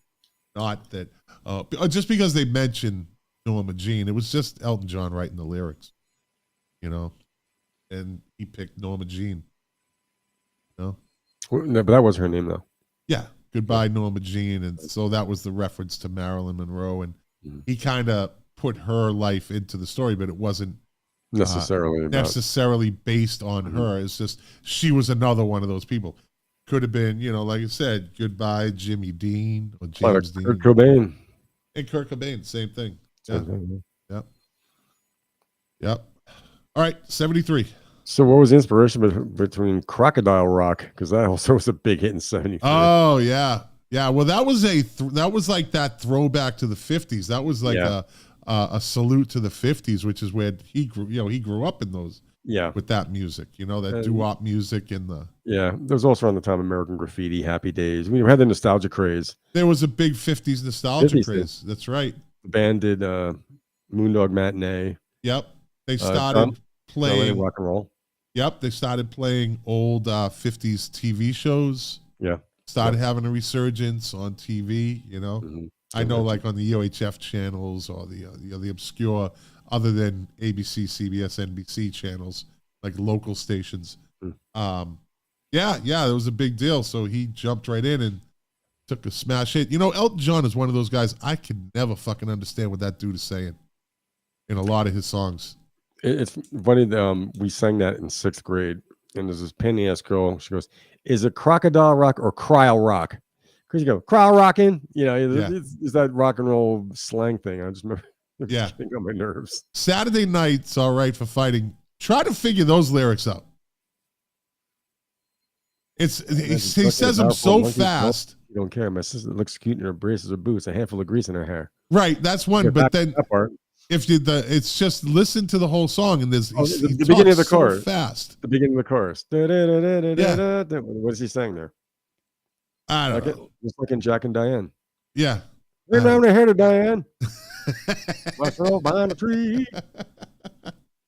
Little ditty. That's a song. I agree with him. I do not like that song by Melon. Jack and Diane. Yeah. And he didn't either. He's like, hit, you got to be out of your friggin' mind. Yeah. Well, all right. Yeah. Patricia. You got it. All right. Give me a song. Okay. Let's see. The night the lights went out in Georgia. Vicki Lawrence. The Carol Burnett stand-in. Yeah. Right? Interesting career. Yep. Some good guitar work on that song. Great story. Good story. Yep. Like that is a very well written plot. Very well written. Yeah. Like of a song, and very how they manipulate the phrasing in there. They really bring you into the story, and not a lot of singers or bands can do that, where they bring you right into the story, like you're in it. Yes, the whole it's a good point, because it reads like that, and it sings like that. It's not an over the top vocal either. No, nope. But it's a great melody. But the instrumentation is very important. I always say the moods change, the music changes with the moods. It gets really dark in it. It's a dark story. It is. I always say for the people that the one person watching that might like rap or hip hop, Notorious B.I.G. Nobody did it better than him, putting you in a story. Like the way he talked, the way he described things, like scenarios and situations, and the cleverness of his lyrics. Nobody did it better than him, putting you in that story. But that song, the night the lights went out in Georgia, absolutely puts you in that story. Yeah, no doubt. China Grove, Doobie Brothers. Don't trust your soul to no backwoods Southern lawyer. That's right. That's right. So you saw China Grove? China Grove. Yep. Doobie Brothers. That's the Doobie Brothers I like. Yeah. I like the rockin' Doobie Brothers. Yeah. Although I do probably the world's greatest Michael McDonald impersonation. That's not my favorite era of the Doobie Brothers. You put yourself in some pretty high altitude there, Lou. Yeah, like who else? There's that comedian guy that does Camp Michael McDonald, but I think mine's better. But I like the guitar driven. They were a biker band back then, the Doobie Brothers. Yeah. Yeah, they were kind of a California biker band. Yeah. Yeah, Blackwater. Rocking down the highway. How great is Blackwater? I mean, such a cleverly written and amazingly produced. Yes. Well sung. Yeah. That whole vocal breakdown. Yes. It's a cappella. Yep. You didn't hear anything like it. No. You never heard anything like it before that. But you think about that arrangement with the deep voice going up to the high voice. That could be like the Oak Ridge Boys. Right. Or something similar where it's and that's a left field. So that's Patrick Simmons. He's the guitar player, but Tom Johnson was mostly sang most of the original leads. China Grove, listened to the music, but Patrick Simmons sang quite a few leads, but that's like his big number. Yeah. Yeah. And Skunk Baxter. Skunk Baxter, yeah. What do you got? Let's see. Natural High by Bloodstone. It was a hit. I don't remember. Natural high, loving you more each day that I die. I'm not getting it. You've heard it. You've heard it. I probably have heard it. I'm sure I've heard it. It's evidently not memorable though. No, because it's so obscure. If you hear it, you'll hit on Soul Town on XM, but that was a dud, huh? that was definitely a 200-pound anchor right there. You've heard it. Let me see. Hold on. Bloodstone. Bloodstone. What's the name of it? Natural High. Let's see. When you go to the chorus, you'll recognize it. See. Bloodstone. Stone. Artist. Bloodstone. Natural High. Oh, Natural High on Spotify has 20 million downloads or listens. Yeah. Patricia Neal, Natural High. Yes. Thank you, Patricia.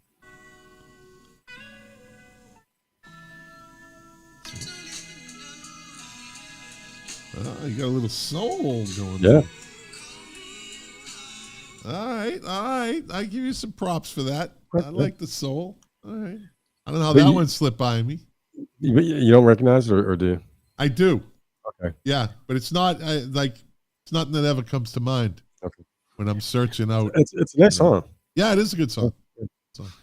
The Cisco Kid by War. Yep. Reached number 2 on the charts. Number 2. Well, really? Yeah, number 2. Yeah. Great band.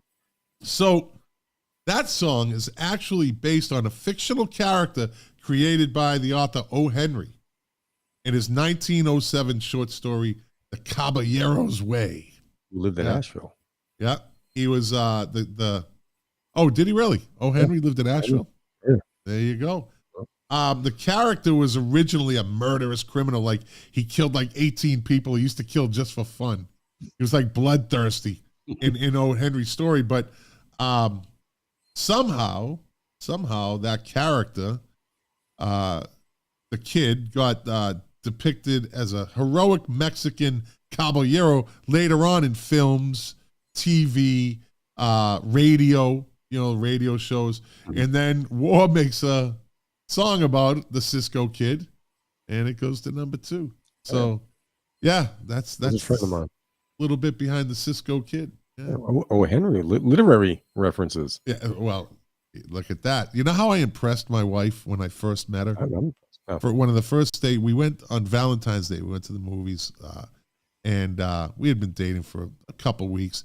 And we went to see, I took her to see on Valentine's Day, Safe Room with Denzel Washington, right? Not going to no rom-com. I never did, never will, right? I went to one. So at one point they reference in the movie Dorian Gray, and I just kind of, I said, Dorian Gray, interesting. I kind of just blurted something out, and she looked and she thought to herself, she told me this later, she's like, he knows who Dorian Gray is? Okay. She's like, I was kind of impressed that you knew who Dorian Gray was. Yeah. I was like, yeah, That was just the little things like that. Might look stupid. She goes, no. But so Dorian Gray comes up twice in this show. Look at that. Right? Very cool. But yeah, that's where the Cisco Kid came from. That's where the character was based on. Yeah. He was a friend of mine. Yeah. They had a few hits that year. Whatever album that was. I don't know. But War Gold, that Gold album, the greatest hits. That's the album. Yeah, great album. And in the end, that's the album. All right. Delta Dawn by Helen Reddy. She had a good run. That's kind of a companion piece to the nights when we went out in Georgia. You think so? I don't think they're like an A-B side. I would say Angie Baby is the...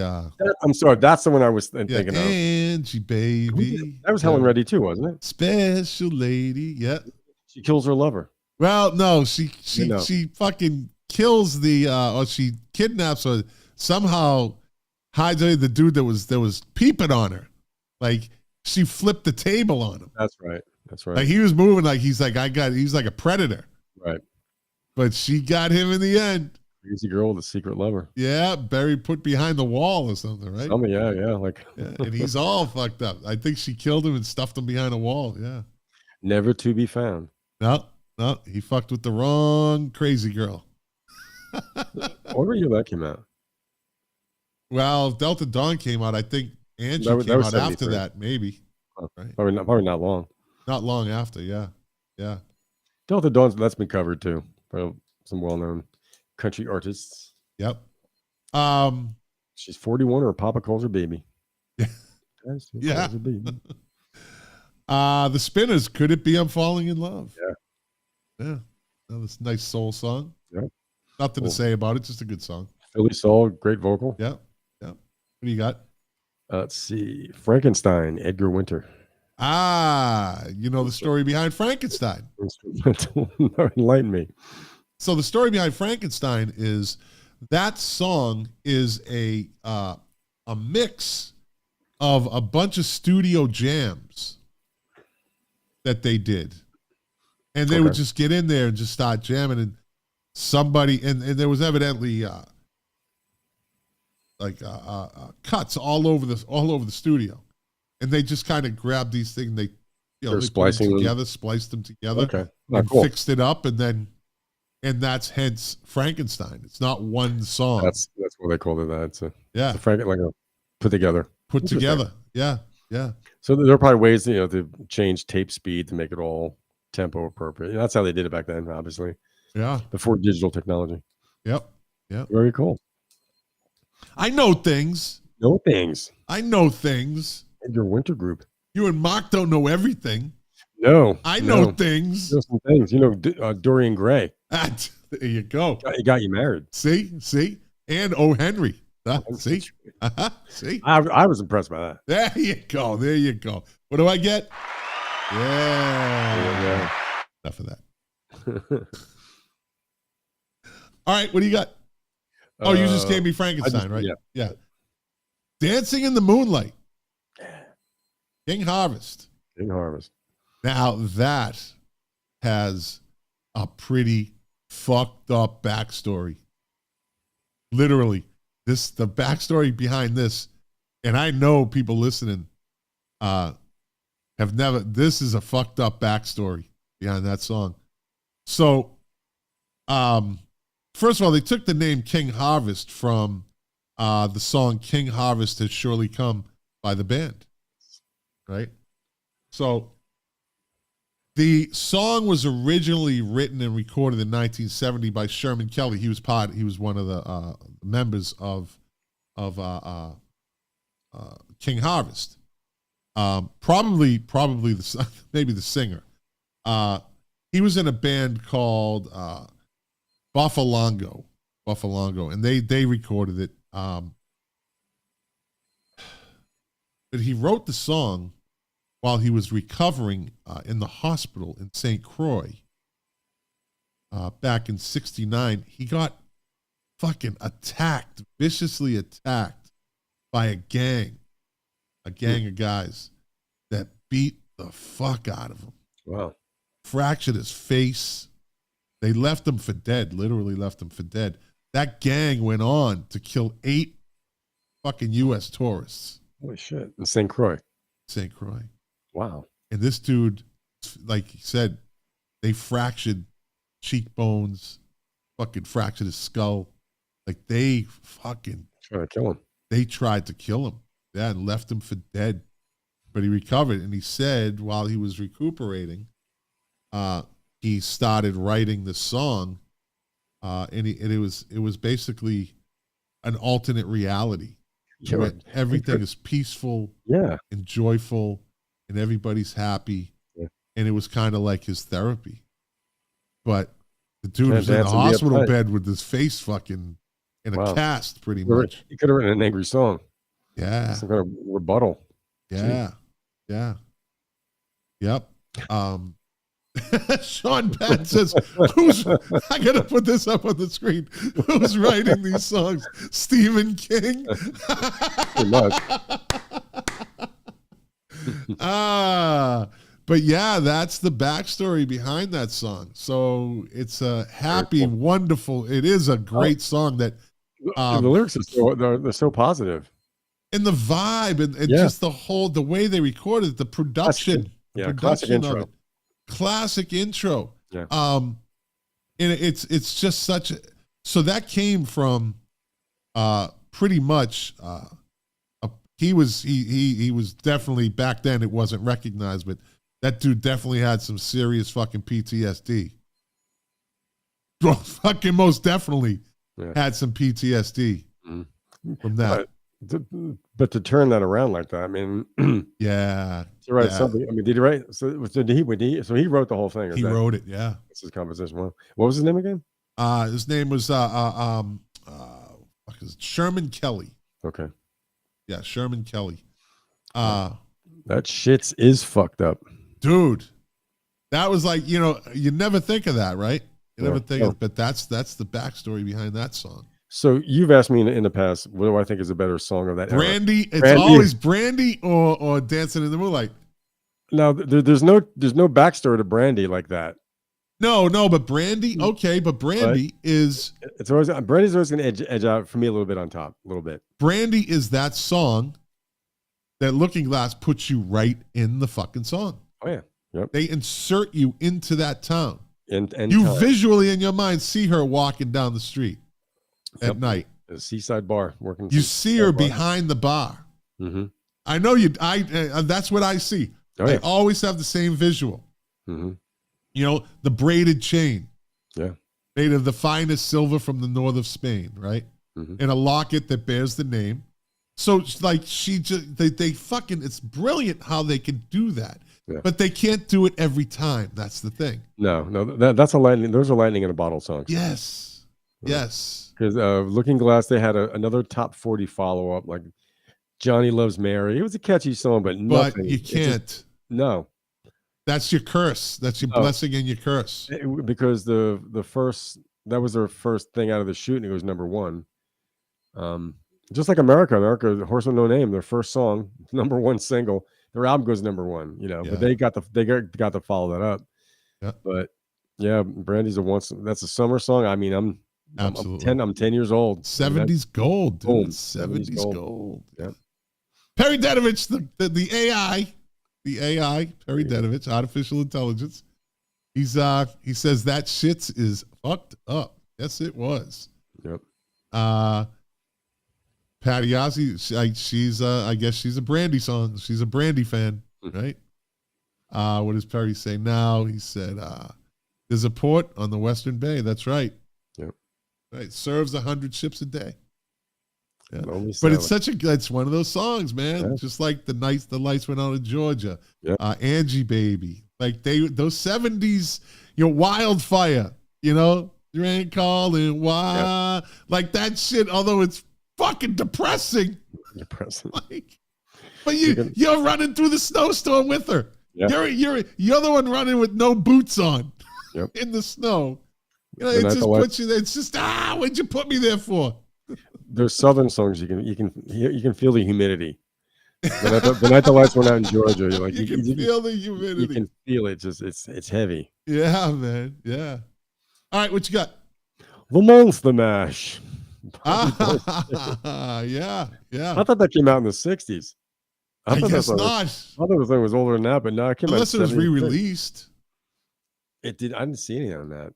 It's Bobby Boris Pickett, yep. and his monster crew or something like that. Oh, it was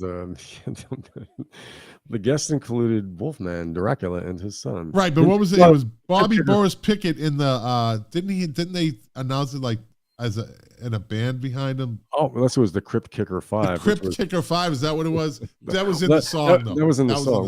It was his vocal group, the Crypt Kicker 5. That's a great name, isn't it? That would be a great punk rock name. Crypt Kicker 5. The Crypt Kicker 5, and there's only 3 of them. Knocking over headstones. Yeah, that would be a great band name. That was our first novelty song of the evening, I think. I think so. Well, no, didn't I say Basketball Jones? That's right. Yeah. Yeah. Which I still can't believe that was actually a single. Yeah, that's cool. Let's see. Sales and Croft, Diamond Girl, hit number 6 on the U.S. charts that year. Nice. Right? Go on. We don't have to talk about that. Let's see. Smoke on the Water. Yeah. Deep Maple. Yep. Live version. Only version. Yes, absolutely. Made in Japan version. Only version. Yeah. Do It Again. Steely Dan. Yep.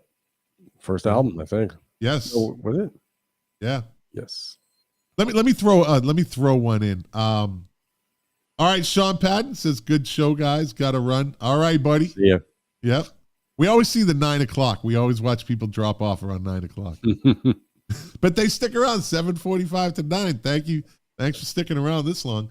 Yeah. So fucking Gary Glitter. We all know the story of Gary Glitter by now, right? Upstanding character. He had a song in 73 that came out. It says, "Do you want to touch me?" Right? It has a whole different meaning to it now. God. I know this is a morbid subject, but just think of it has a whole different meaning. He also came out with a song saying, "Hello, hello, I'm back again." Creepy. Joan Jett cover, "Do You Want to Touch Me?" Did she? Do you want to touch? Yeah, do you want to touch? Is that the song? I don't know. I don't know. I don't think he was singing that. He was. No. I think Joan Jett had a song called that, though. I don't know if she wrote that or if that's another song with the same title or whether she covered Gary Glitter before all the revelations came out about him. And then he comes out with the song. It's the same year. "I Love You, Love Me, Love." And it just doesn't sound right anymore. It's the overuse of love in one title anyway. Yeah, but he's. I'm the leader of the gang. I am. It's like none of these songs are Gary Glitter. He had a run in 73, though. I'll tell you what. He had a run. Did he ever get arrested?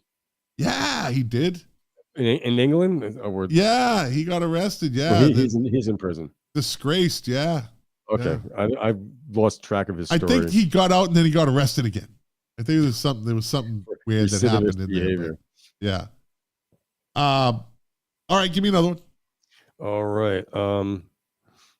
Dueling Banjos, Eric Weisberg and Steve Mandel. That's right. From Deliverance. Yep. What you want to mess with that river for? I wish Mark was here right now because I'd say, wasn't that Joe Biden playing the banjo? Dude looks just like Joe Biden looks just like that dude. You're out of your mind. He does. Look at the picture of the dude playing the banjo. He fucking looks just like Joe Biden. There's no doubt. And they're both fucking retarded too. Around the eyes, okay. They're not the same shaped head. The same shaped head, dude. I'm telling you. He looks just like Joe Biden. Joe Biden looks just like that dude. And they're both retarded. Have they done any animation? Have they done any GIFs, whatever those things are called? I posted something recently. I'm telling you, I posted a picture of them side by side. They fucking look like brothers. Yeah. Oh my God. That's great. I'm telling you. Do. Who sang that? The Police. Nope. Do. I don't friggin' know. That's the name of the song. Heartbreaker. Rolling Stones. Oh, that's right. That's the name of the song. Do. That's like, right. Why wouldn't they just say Heartbreaker and then in parentheses do? I didn't know that when you see it on the radio when it says do. I'm like, why are they doing that? Yeah, that's the stupidest name of a song ever for a great song. Great song. Yeah. What do you got? Half Breed by Cher. Ah, yeah. Half Breed. Yep. It's almost like Michael McDonald. Pop song. That wasn't Michael McDonald. You can't put me in the I didn't. I let that pass. That was me doing Cher. Dire Maker, Led Zeppelin. Yeah. 73. Yeah. This is Cher singing Doobie Brothers. Oh, Jesus. I gave my word. Give me another one. Let's see. Neither one of us wants to say goodbye by Gladys Knight and the Pips. Okay. Dream On, Aerosmith. Yes. Yeah. Oh, Babe, what would you say by Hurricane Smith? I know, baby, I know. I could be so in love. Shit, yeah. It was a number one. Yeah. Do you know who Hurricane Smith was? No. Norman Smith, record engineer. He was engineer on the first 4 or 5 Beatle albums up until Rubber Soul. He produced the first 2 and the 4th Pink Floyd record. And he had a English dance hall hit with "Oh Babe, what would you say?" All right. Let me see. Give Me Love. Give Me Peace on Earth. George Harrison. Harry Jorgensen. Yeah. That Lady. Was it part 1 by the Isleys? Part 1 and 2 came out. Part 1 and 2. Yep, in 73. Goodbye Yellow Brick Road. Yep. You know, that song was written in 2 weeks and composed and Elton John composed most of the melodies in like less than 3 days. But he did it at the Pink Flamingo Hotel in Jamaica, and he wanted to go there because the Rolling Stones had just got done recording Goat's Head Soup, right, in Jamaica, and they stayed at that hotel, so he wanted to be where they were. Yeah. Did he record there, or he stayed there? Well, I think he stayed and recorded. Yeah, Jamaica. Yeah. Wow. Yeah. What do you got? Drift Away by Dobie Gillis. Not the TV show Dobie Gillis. That's Dobie Gray. Oh, that's right, Dobie. Wait, Dobie Gray. Dobie Gillis. Wait, Dobie Gray's a band. Yeah. I wrote that. What is it? What is that when your mind sees something and it's not what it is, and you write down what it is? When you think acid? It was? Is it acid? No. Is it dementia? I hope not. Alzheimer's? I don't know what it is. I don't know. You just did it though. It's Dobie Gray. Yeah, I was going to say. I know Dobie. You had me second guessing myself. I know Dobie Gillis. Hopefully Dobie Gillis. Yeah. Helen Wheels. Helen Wheels. Paul. Who played the character of Dobie Gillis though? I forget his name. Bob Denver. Was it Bob Denver? Gilligan. Was he Dobie Gillis? No, he was Maynard. No, he was Maynard. He was Maynard Krebs. He was Maynard Krebs. Okay, yeah. Never mind. I don't know Dobie Gillis. Maybe Dobie Gray played him. I don't know. But I think, yeah. I know my Dobie Gillis. I just don't know. Helen Wheels, Paul McCartney and Wings. Yep. Helen Wheels.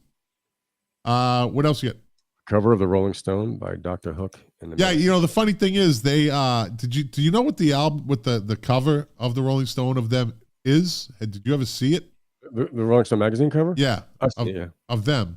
Yeah. It's not a picture of them. It's caricatures of them. And there's only 3 out of the 7 on the cover. Really? Yeah, and it's titled What's Their Name? It's like what's their name on what cover or something like that. Rolling Stone kind of was like, all right, assholes. I think that's really what it was. It was like, all right, assholes. You want to fucking expose? You want to play that game? We'll put you on there. Yeah. But it's not going to be everybody, and we're not even going to say your name. Right. But everybody knew it.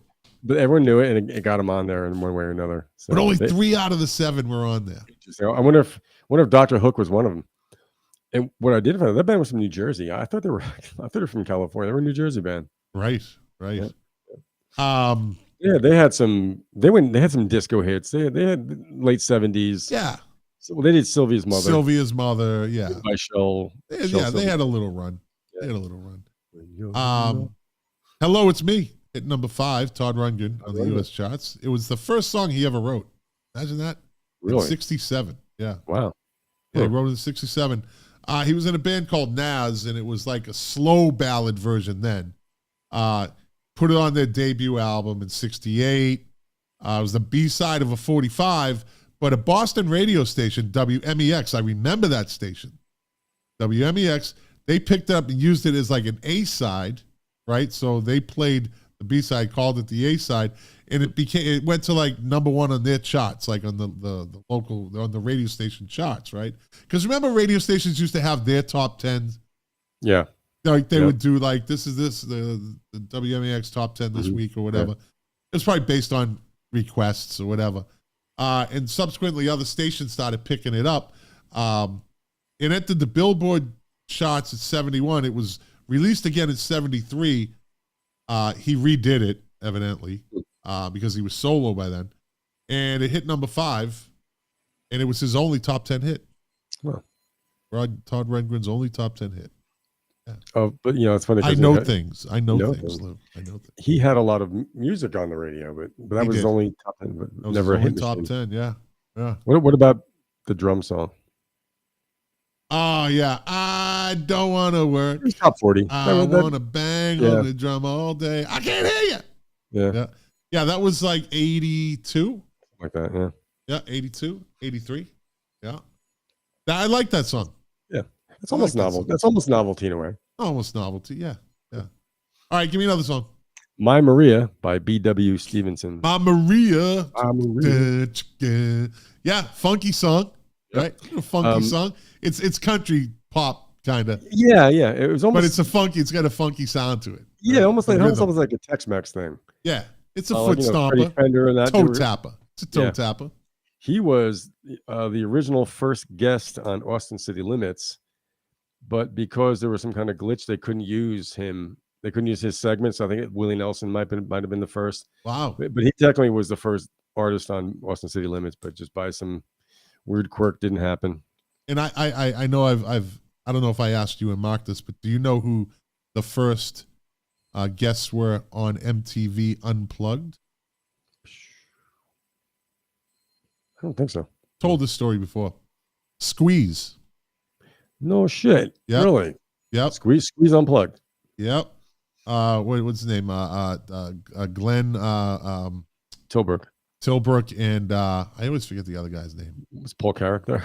No. The other guy with the black hair. Chris Difford. Chris Difford, yeah, Difford and Tilbrook. They show up in the studio and they got their guitars, and the producer was like, "This is unplugged." They're like, "What the fuck is unplugged?" Like no one told them, right? Because it was a new concept. So the fucking the producer runs to his office, gets like an acoustic guitar, right? It's not in tune or anything. They have to tune. He's like, play this. And so they went on, and it was when Unplugged would do like 3 segments. They'd do 3 different bands in an episode. Oh, okay. And then they eventually got to singular episodes. But But the first ones ever played was Squeeze. I know Stevie Ray Vaughan did like a 3-song set when he did Unplugged. He never did a full Unplugged, which would have been an amazing show. Yeah. I'd like to see Squeeze's little segment. I was supposed to see, you could YouTube it. They're good. They were really, and they still are. I was supposed to see him before the fake virus came out. No, it was real. Trust me, I caught it. Okay? That shit was real. And I always say, I had the fucking hardcore COVID. Like these pussies today, I got COVID. No, you got a fucking cold. You got a cold, okay? You know what? A year ago, you had a cold. No, You're 2 right. years ago, I lost my fucking taste. I lost my sense of smell.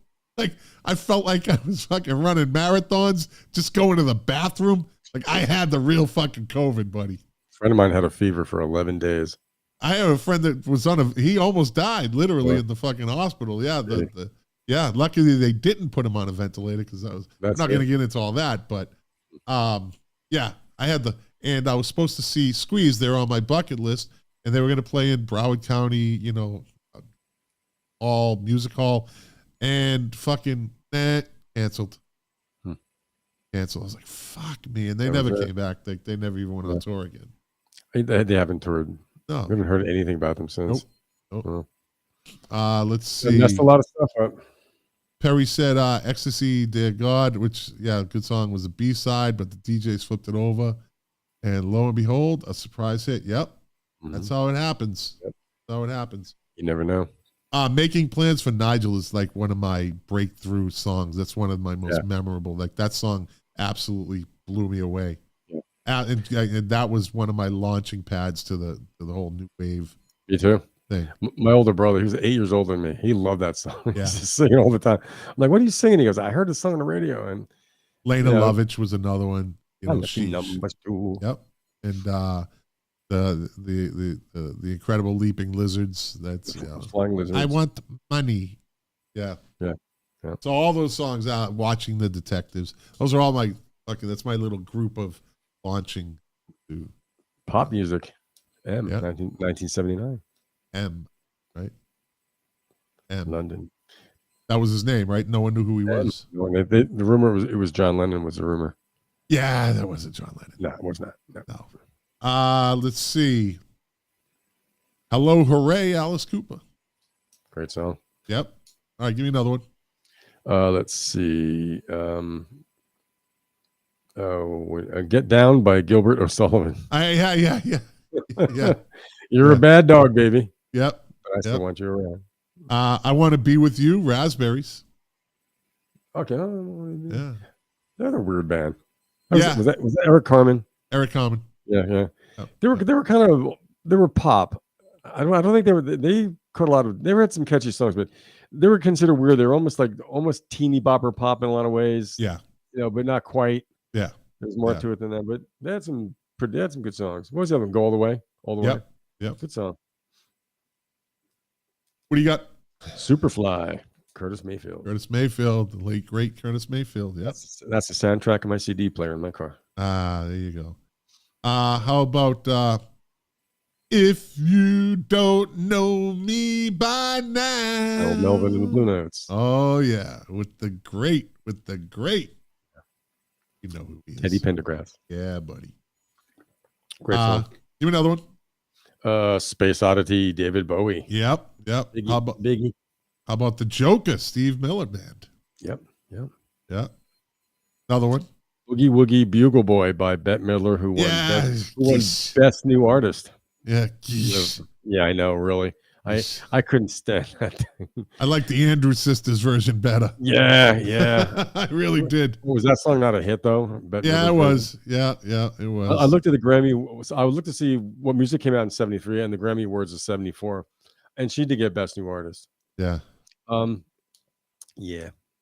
Keep on Trucking. Eddie Kendricks went to #1 in the U.S. That was #1. Yeah. Yep. Superstition, Stevie Wonder. Living for the City, Stevie Wonder. Album, Intervision. One of my all-time favorite songs. One of his greatest. That is something nothing, like he never did another song like that. Living for the City was such that's right up there with Inner City Blues. Marvin Gaye. That's right up there with that song. Yeah. Talk about putting you right in a situation. Exactly. Yeah. You know, just brilliant. And the breakdown in the middle. You know, oh, look at New York City, just like I pictured it. Skyscrapers and everything. He's just that little in everything. There's a New York City radio station. I forgot. Mark would know it. That was their tagline. They do skyscrapers and everything.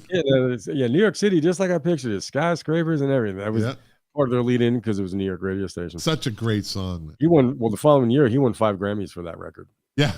He had the record. Yeah, he had the record of that year. Won more Grammys than anybody. Yeah, no doubt. Well deserved. Yeah. That was such a great time for him. Yeah. Amazing.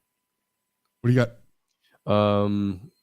Hocus Pocus by Focus. I saw that one. Yeah. Killing Me Softly with his song, Roberta Flack. Yeah. Did you say One of a Kind Love Affair by the Spinners? No, I didn't. One of a Kind Love Affair. Yep. I said something else by the Spinners, but could be I'm Falling in Love. No. Kodachrome. Yep. Paul Simon. Ryman Simon. Funky Worm, Ohio Players. I love the Ohio Players. Yeah. Let It Ride, Bachman Turner Overdrive. Yep. Money, Pink Floyd. Life on Mars, David Bowie. Which Steely Dan song did you say? Do It Again? You said Do It Again. Reeling in the Years. Reeling in the Years, yeah. Or either. Live and Let Die, Wings. Yep. Oscar winner the following year. Uh-oh. Lou freeze up? Lou just froze up. Or did I freeze up? Which one is it? Let's see. Let me go to this. Let me check my live stream. Fuck. Always does it. Always something. Let's see.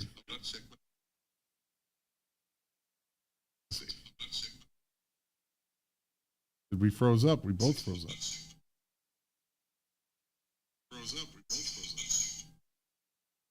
Lou's frozen. So I'm watching it live right now.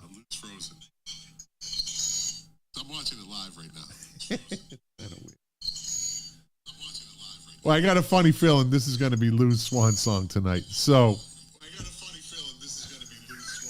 I got to do this to see if it's not me.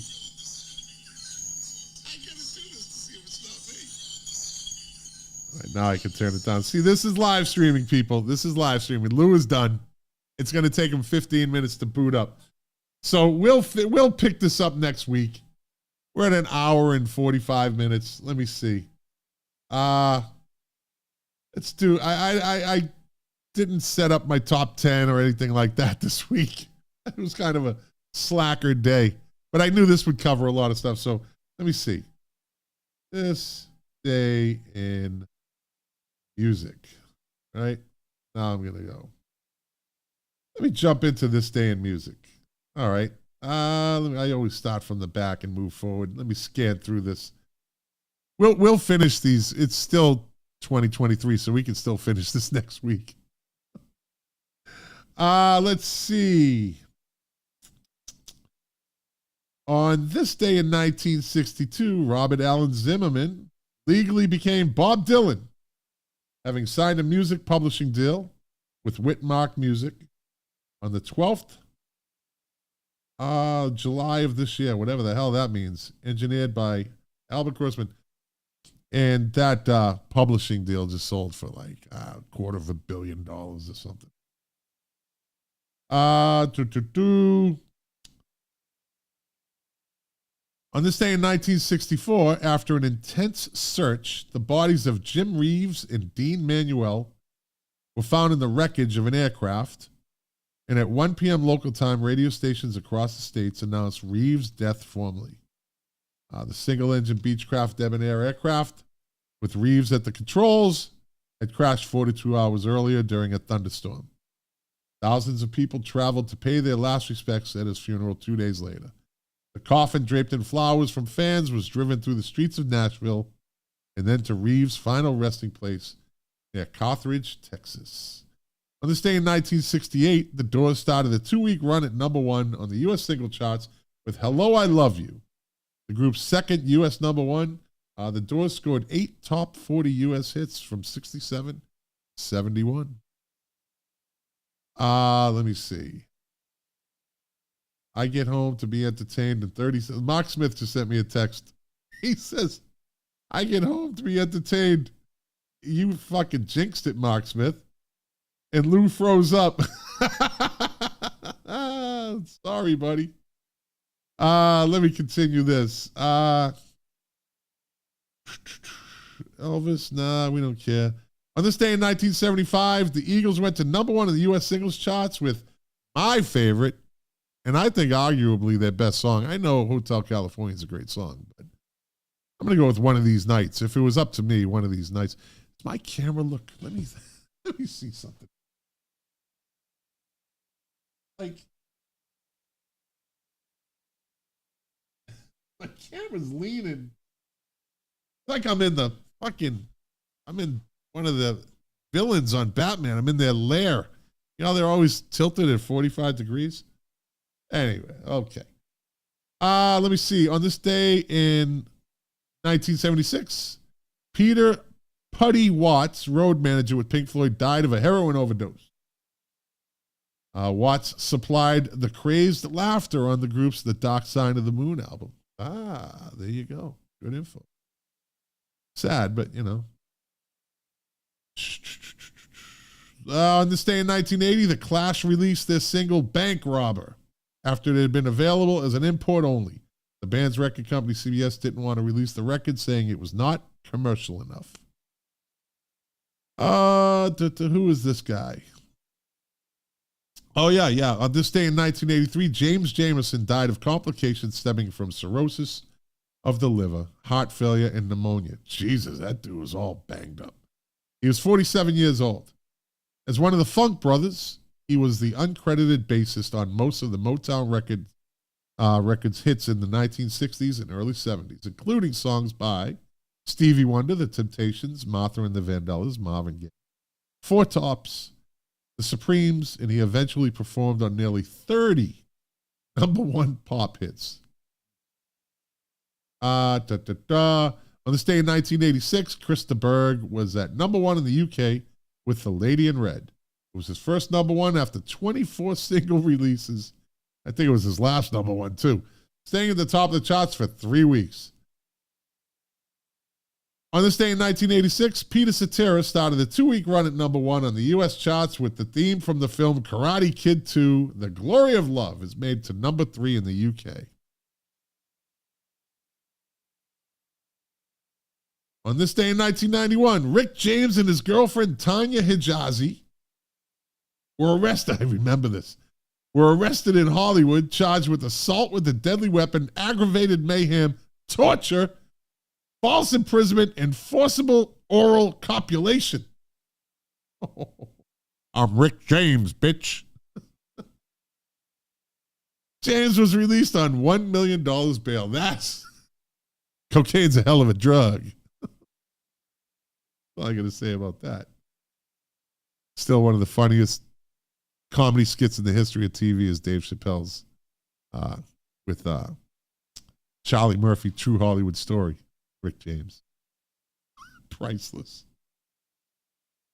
Oh, Jesus. On this day in 2000, Jerome Smith from Casey and the Sunshine Band died. Oh, what a way to go. Oh, he died after being crushed by a bulldozer he was operating. Oh, jeez. They had the novice 1975 U.S. number 1 single, Get Down Tonight, and the 83 UK number 1 single, Give It Up.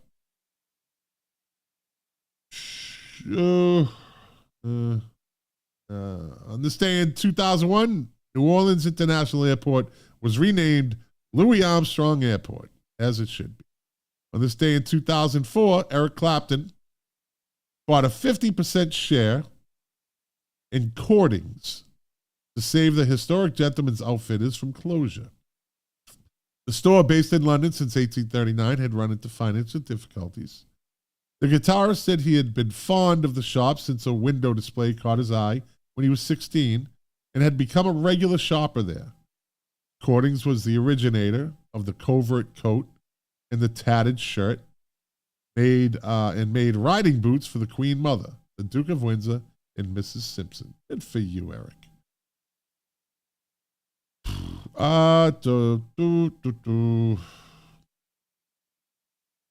In this day in 2013, Nielsen SoundScan reported that the U.S. album sales totaled 4.68 million for the week ending July 28th, the lowest weekly total since the tracking system was formed in May 1991. Must have been some shitty music that week. That's why, that year.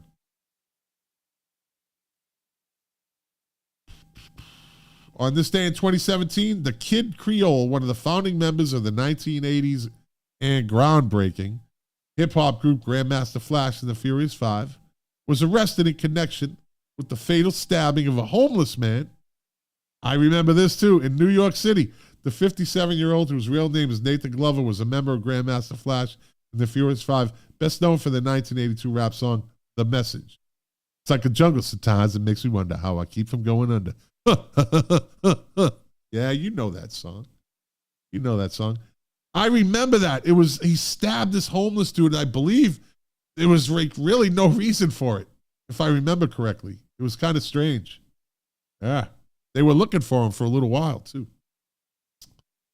On this day in 2019, Ed Sheeran, I Don't Care.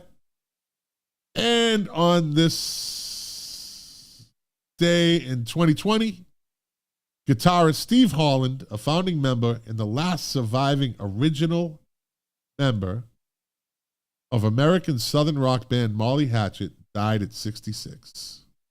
Yeah. Died at 66. I think we had just spoke on that recently, that somebody mentioned Molly Hatchet and they were like, yeah, there's no original members anymore. Birthdays today. This might be quick. Sometimes there's no one of any significance is born on whatever day I'm doing the show on. Let's see. Nope. This guy. Nope. This guy, Doris Coley. Nope. Jim Capaldi, English drummer, singer, and songwriter Jim Capaldi, who with Traffic, I knew I said that sounded familiar. Oh, wait a minute. He's back just for the finale. Let's see if he's... Lou is back.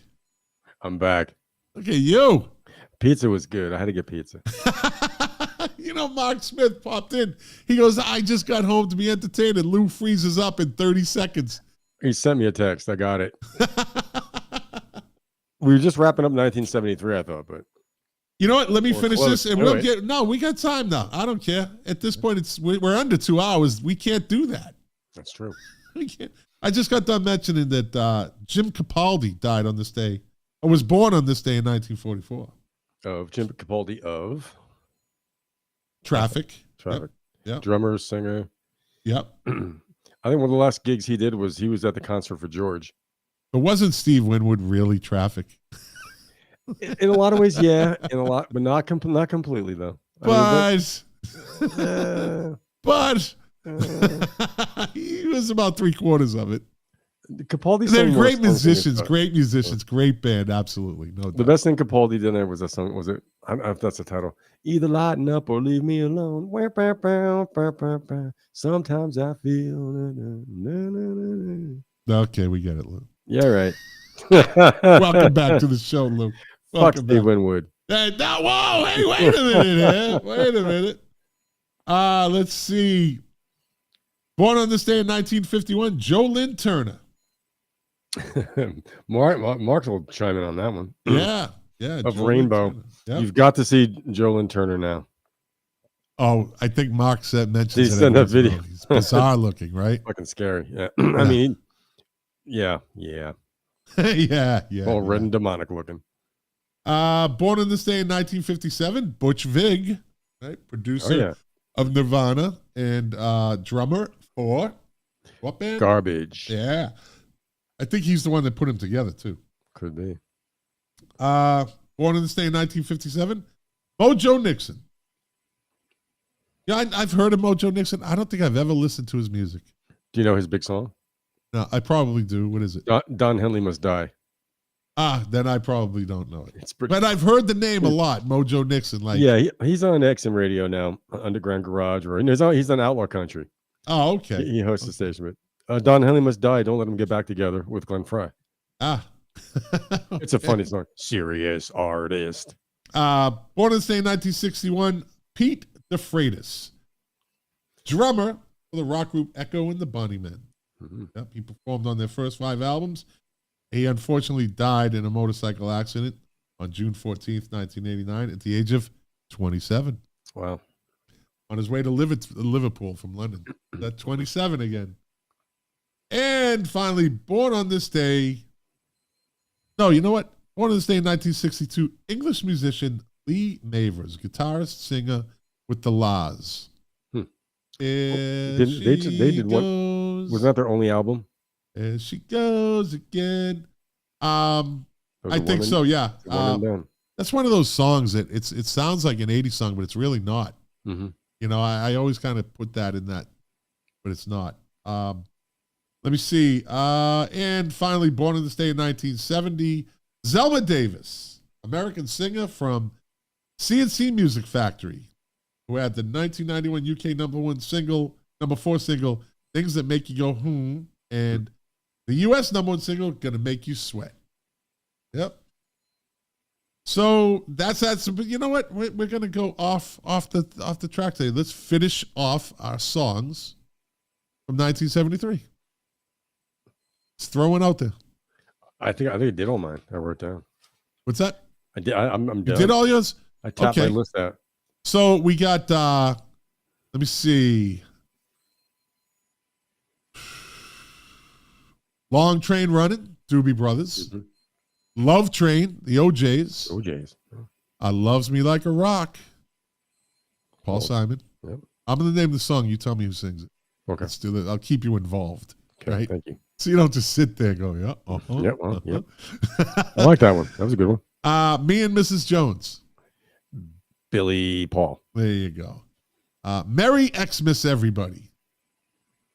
Fuck if I know. Slade. Huh. Okay. I think you said this earlier. Midnight Train to Georgia. Gladys Knight and the Pips. Yep. Midnight Rider. Allman Brothers. More Pacific. Greg Allman. There you go. That's what's listed under. It's a solo. Greg Allman. Yeah. Really? Huh. Yeah, that was listed. One of my favorite John Lennon songs, Mind Games. I know I went off. I just wanted to say that. John Lennon.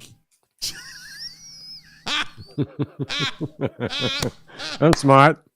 I know things. I know some things. I know a thing or two. I fucked that up 4 songs in. I fucked that whole thing up. Not a hard thing to do. Just say the song, Scott. Just say the name of the song. Come on, involve me do. here. I came back. I could have stayed away. I could have had another slice of pizza. All right, Money. Pink Floyd. The Morning After. Oh, Maureen McGovern. Yep. Muskrat Love. America and the Captain and Tennille. But in 73, it 73. It was America. It was America. You were right the first time, yeah. Let's see. My Love. Paul McCartney and Wings. No More Mr. Nice Guy. Alice Cooper. All these songs came out in 73. One of a Kind Love Affair. One of a Kind Love Affair. Mm-hmm. That's not the Spinners, though. Yes, it is. It is. I'll give it to you. Yep. Okay. Photograph. It was a number 1 U.S. hit. Ringo Starr. Yeah. Pick Up the Pieces. Average White Band. Hudson Ford, but Hudson. That's one of those. Yeah, that's one of those. It could maybe it's a different song. I don't know. Radar Love came out in 1973. Golden Earring.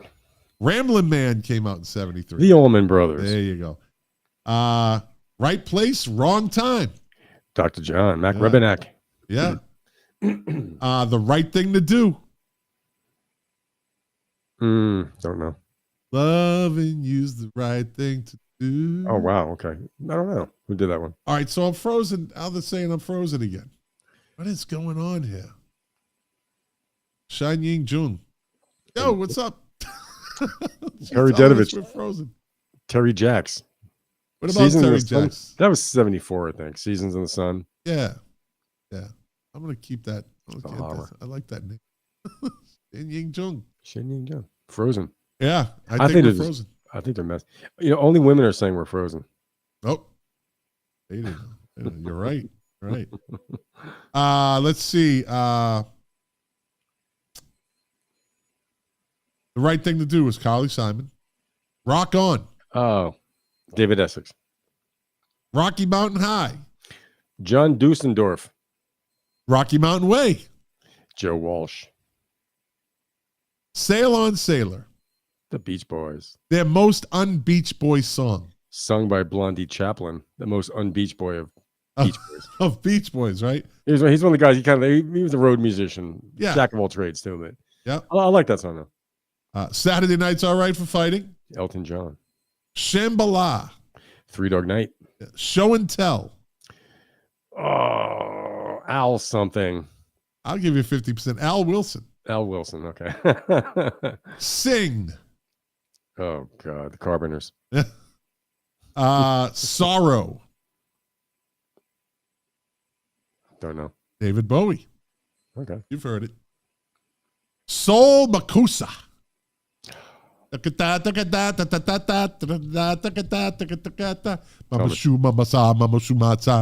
Yeah.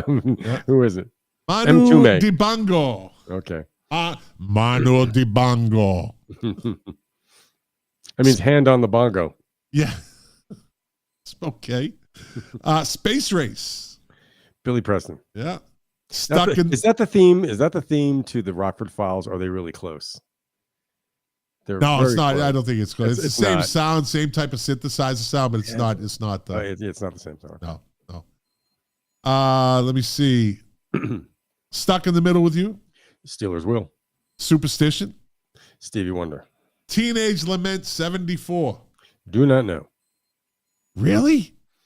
Teenage Lament. Give me a melody. Give me a couple notes. Teenage Lament 74. It's Alice Cooper. Really? Yeah. Nah. What album is that on? Is that Killer? 73. It was Killer, wasn't it? No. No, not Killer. $1 Billion Babies. Yeah, I think it was $1 Billion Babies. Yeah. Great album. Yeah, I had it. I don't remember the song. Time in a Bottle. Jim Croce. Top of the World. Carpenters. Touch Me in the Morning. I'm just naming the song. Gary Glitter.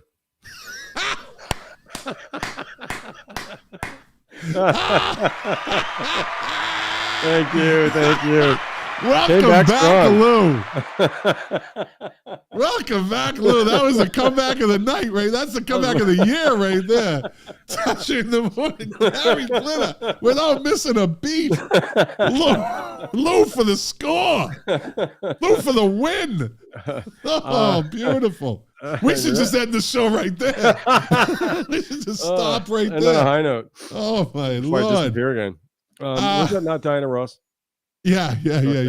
Diana Ross and Gary Glitter. It was a duet. It was a duet. We're an American band. A Grand Funk Railroad. Whiskey in a Jar.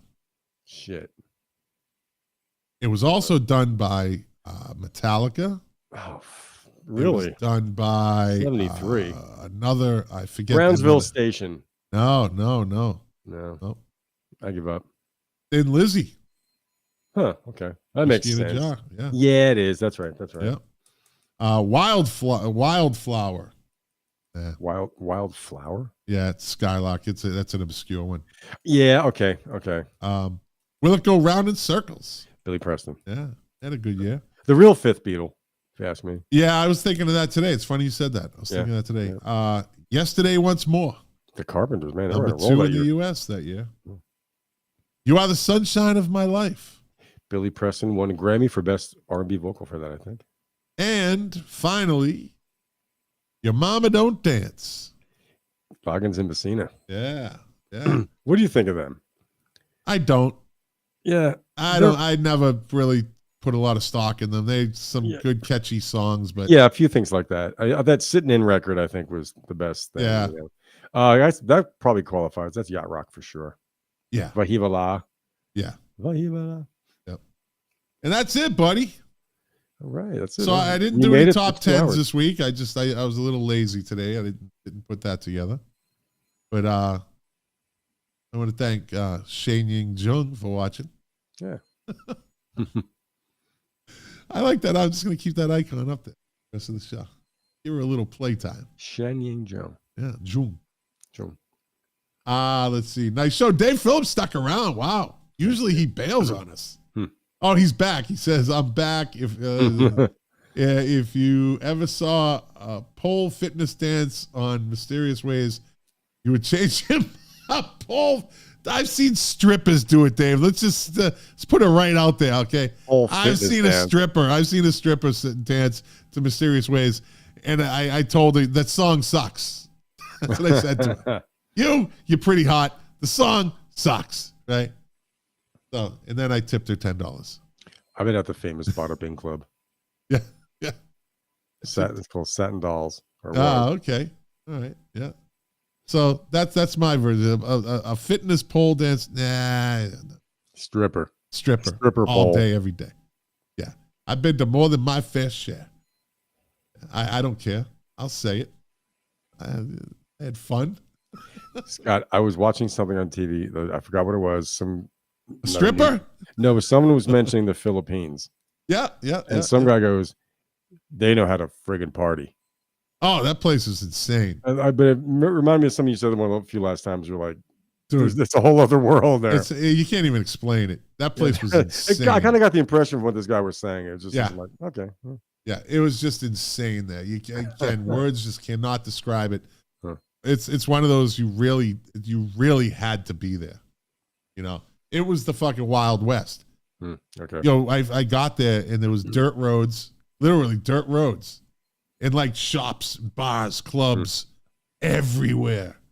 It was loud, and you got the little motorcycles drive by with little sidecars on them, and the jeepneys and it's total craziness. Yeah, anything goes, no holds barred. Well, there were limits. There were limits, of course, to normal people. So that's that. All right, Lou, listen, buddy, thanks for coming back on. Sure. Gave it a little boost at the end. Thanks. Pleasure to be here as always. Yeah. Let me see. Dave Phillips replying to Kevin Corkum. Basketball Jones. Yeah. Oh, we're froze up again. Patty said we're frozen. Oh, I'm going to try to fix this problem. I'm going to try to fix this problem this week. And next week, I won't have it anymore. Something's going on with my fiber optics. I got to call them. I'm getting glitched. I do good for a while. And like I said, on Sunday, with Mark and Perry, twice. Yeah. One around the same time, too, like at an hour and a half. Yeah. It's almost like it's timed. It's weird. All right, Lou, thank you, my friend. Yeah, thank you for coming on. Next week, we will have at least a segment on the old rock shows that we used to watch. Patty Yossi, good night to you. And I want to say thank you to everybody who watched, everyone who listened. If you like it, share it. If you didn't, well, thanks for listening this long. Thanks for watching this long. You are the engine that runs this machine. Without you, it would just be me and Lou talking about music without Mark Smith or Jack. And that's okay. That's okay. I'm here for you, man. That's right, buddy. Say hello, buddy. Someone called me Louie. Mark did call me a kiss ass the other night. That's all right. That's all right. He just, he's the king of the penalty box. This is true. He's the king, and so he's the guy needs to reel himself in sometimes. Sometimes he just needs to kind of check yourself before you wreck yourself, Mark Smith. He gets that reference. Chickadee, check yourself before you wreck yourself. And as I always say, doing this show for you, to quote my favorite artist, Morrissey, the pleasure, the privilege is mine. And I know me and Lou will be back next week. We'll see about everybody else. And that's it. Say goodnight, Lou. Good night, everybody. All right. We'll see you next